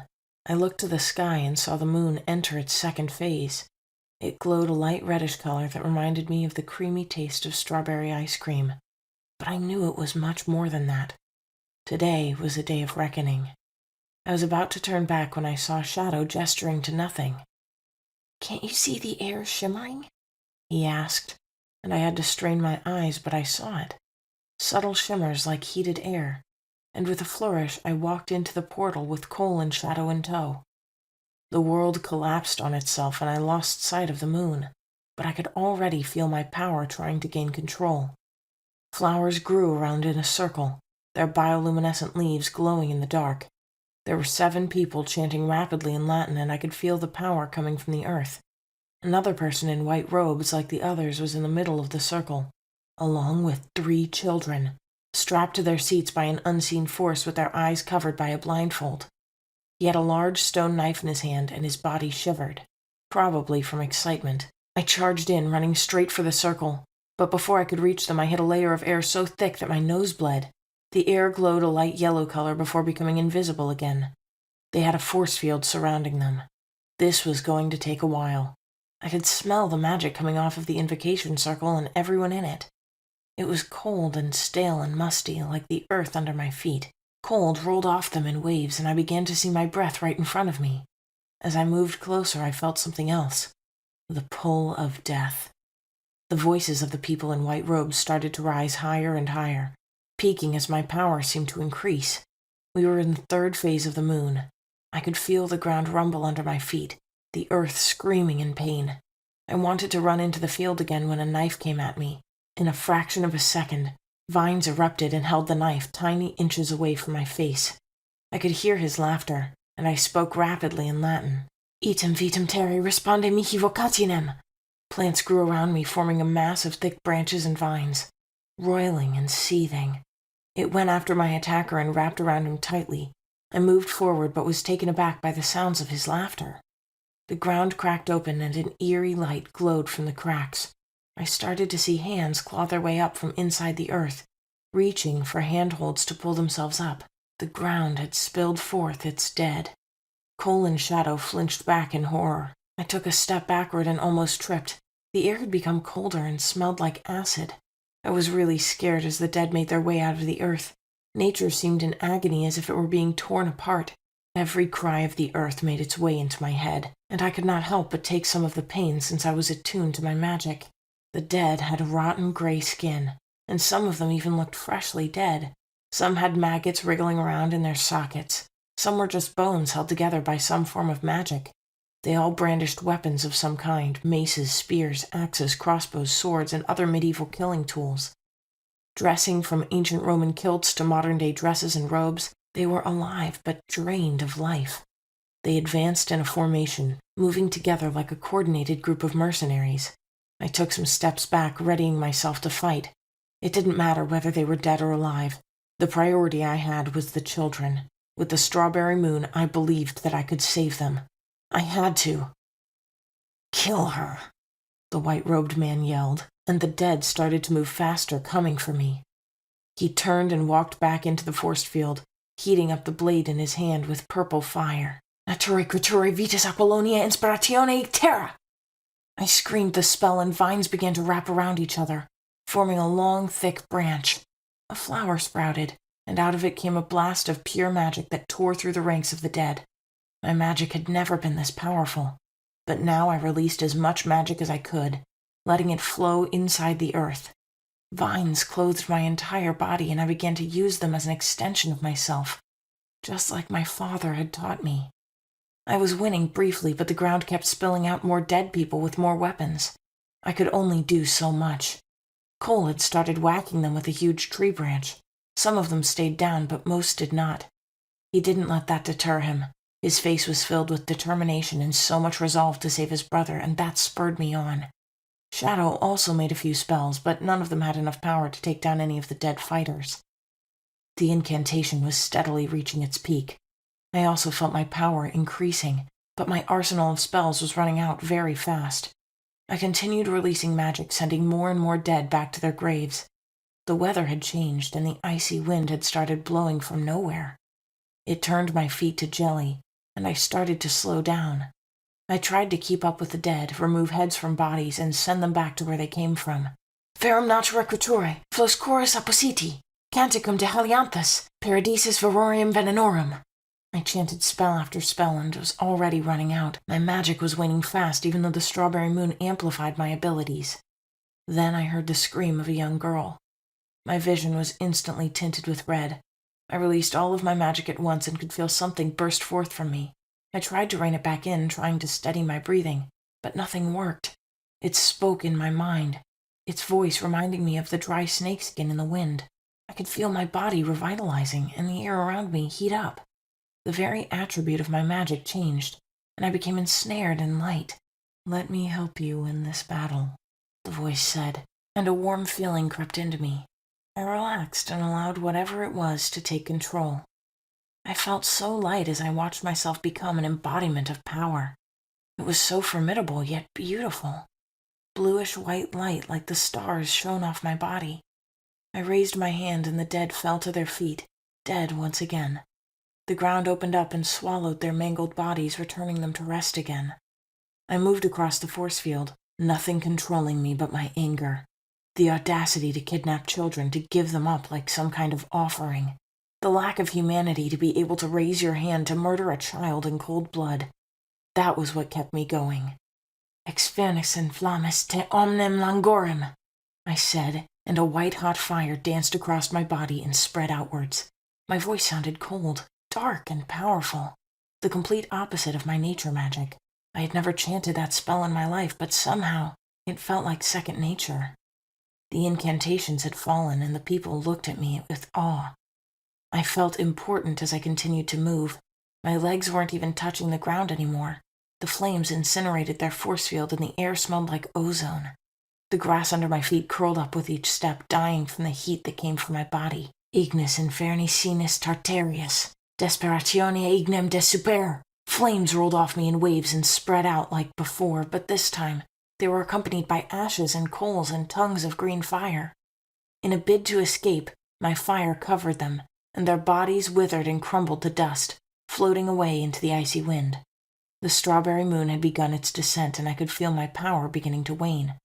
But it was still more than enough. All that was left were the 3 blindfolded children and the person who kidnapped them, and wanted to perform the sacrifice. He had dropped his knife and summoned power into his hands. Purple flames fanned across his palms, and he sent them as fireballs. They flew towards me with incredible speed, but my magic only absorbed them. This was too easy for me. I moved forward, leaving a trail of dried leaves and gnarled roots. With a long stride, I was behind him with a whip of black flames binding him. Kicking his legs from under him, I told Cole and Shadow to release the children while I dealt with whoever this was under the hood. I removed the hood and could not believe who it was. Finn? He looked different than I had ever seen him. He looked like he was crazy. He wasn't well groomed like he usually was. Instead, he looked like he could use a 2-week nap. His cheeks were sunken and the color of his skin was beginning to turn purple.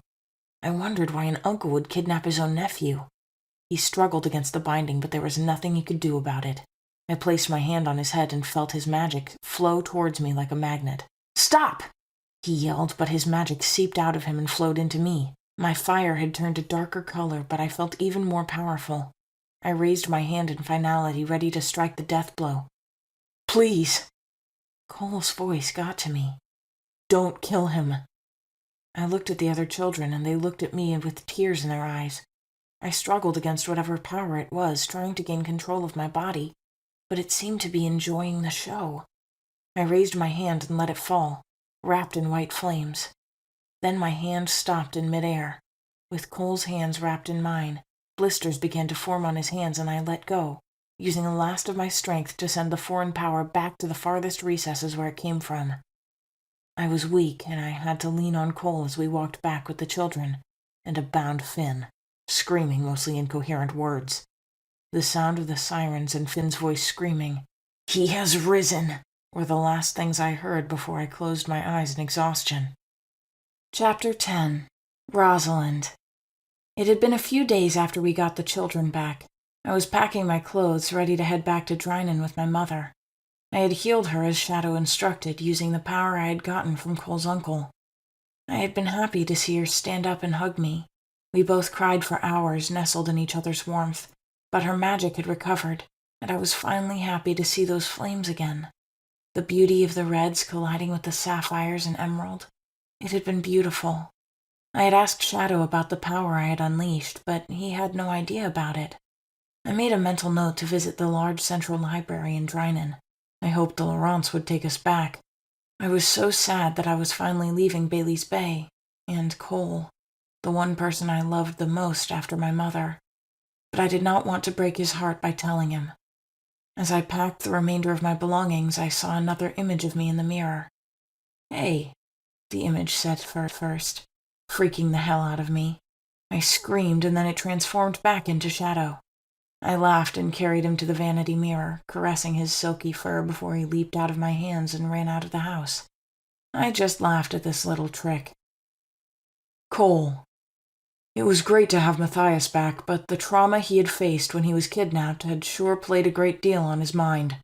He was mostly withdrawn, and it took everything in me to get him to talk. But we had started talking, and I got to hear everything that had happened. I was so angry at myself for stopping Rosalind from killing my uncle. I just couldn't bear to watch him die.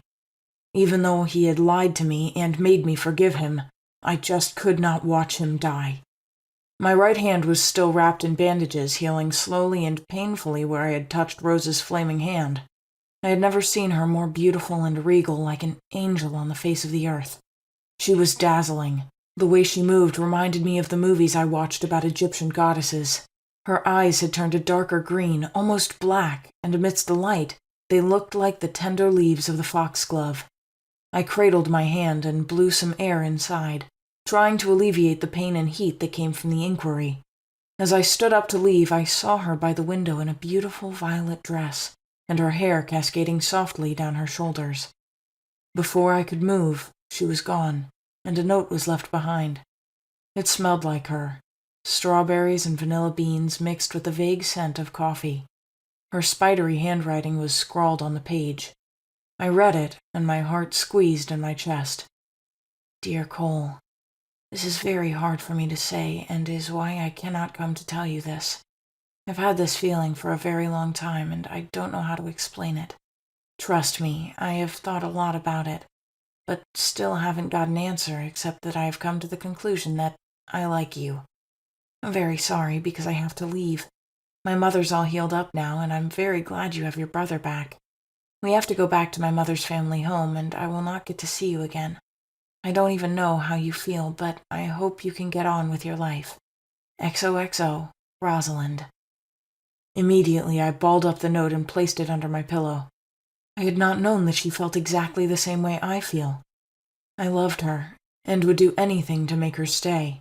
She was beautiful, strong, brave, and had a good heart. A heart good enough to help me save my brother from being sacrificed by a group of senile people. I said a quick goodbye to Matthias and ran all the way to her house. My heart kept thumping rapidly, and I was scared I was never going to see her again if she left. It would break everything in me if she left without saying a proper goodbye herself. I reached her house, wheezing with pain flaring up in my burned hand. I couldn't compare this to the pain I would feel if she was gone. I saw a familiar shade of black hair enter into a car. "Wait!" I shouted as loud as I could, and she stopped and came out. Her hair looked shinier than ever, and her pale, milky skin was still as beautiful as ever. She now appeared a little darker, probably due to all the heat that was coming off of her that day. She looked like a normal schoolgirl, in simple clothes that did nothing to hide how beautiful she was. "I like you too," I started, and her eyes opened wide in astonishment, and for some reason she looked a bit puzzled. "Scratch that. I love you," I corrected myself and cupped her face in my hands. I had never known that green could look so beautiful until I looked in her eyes. Those alternating shades that seemed to pull me into the woods to be carefree and be myself.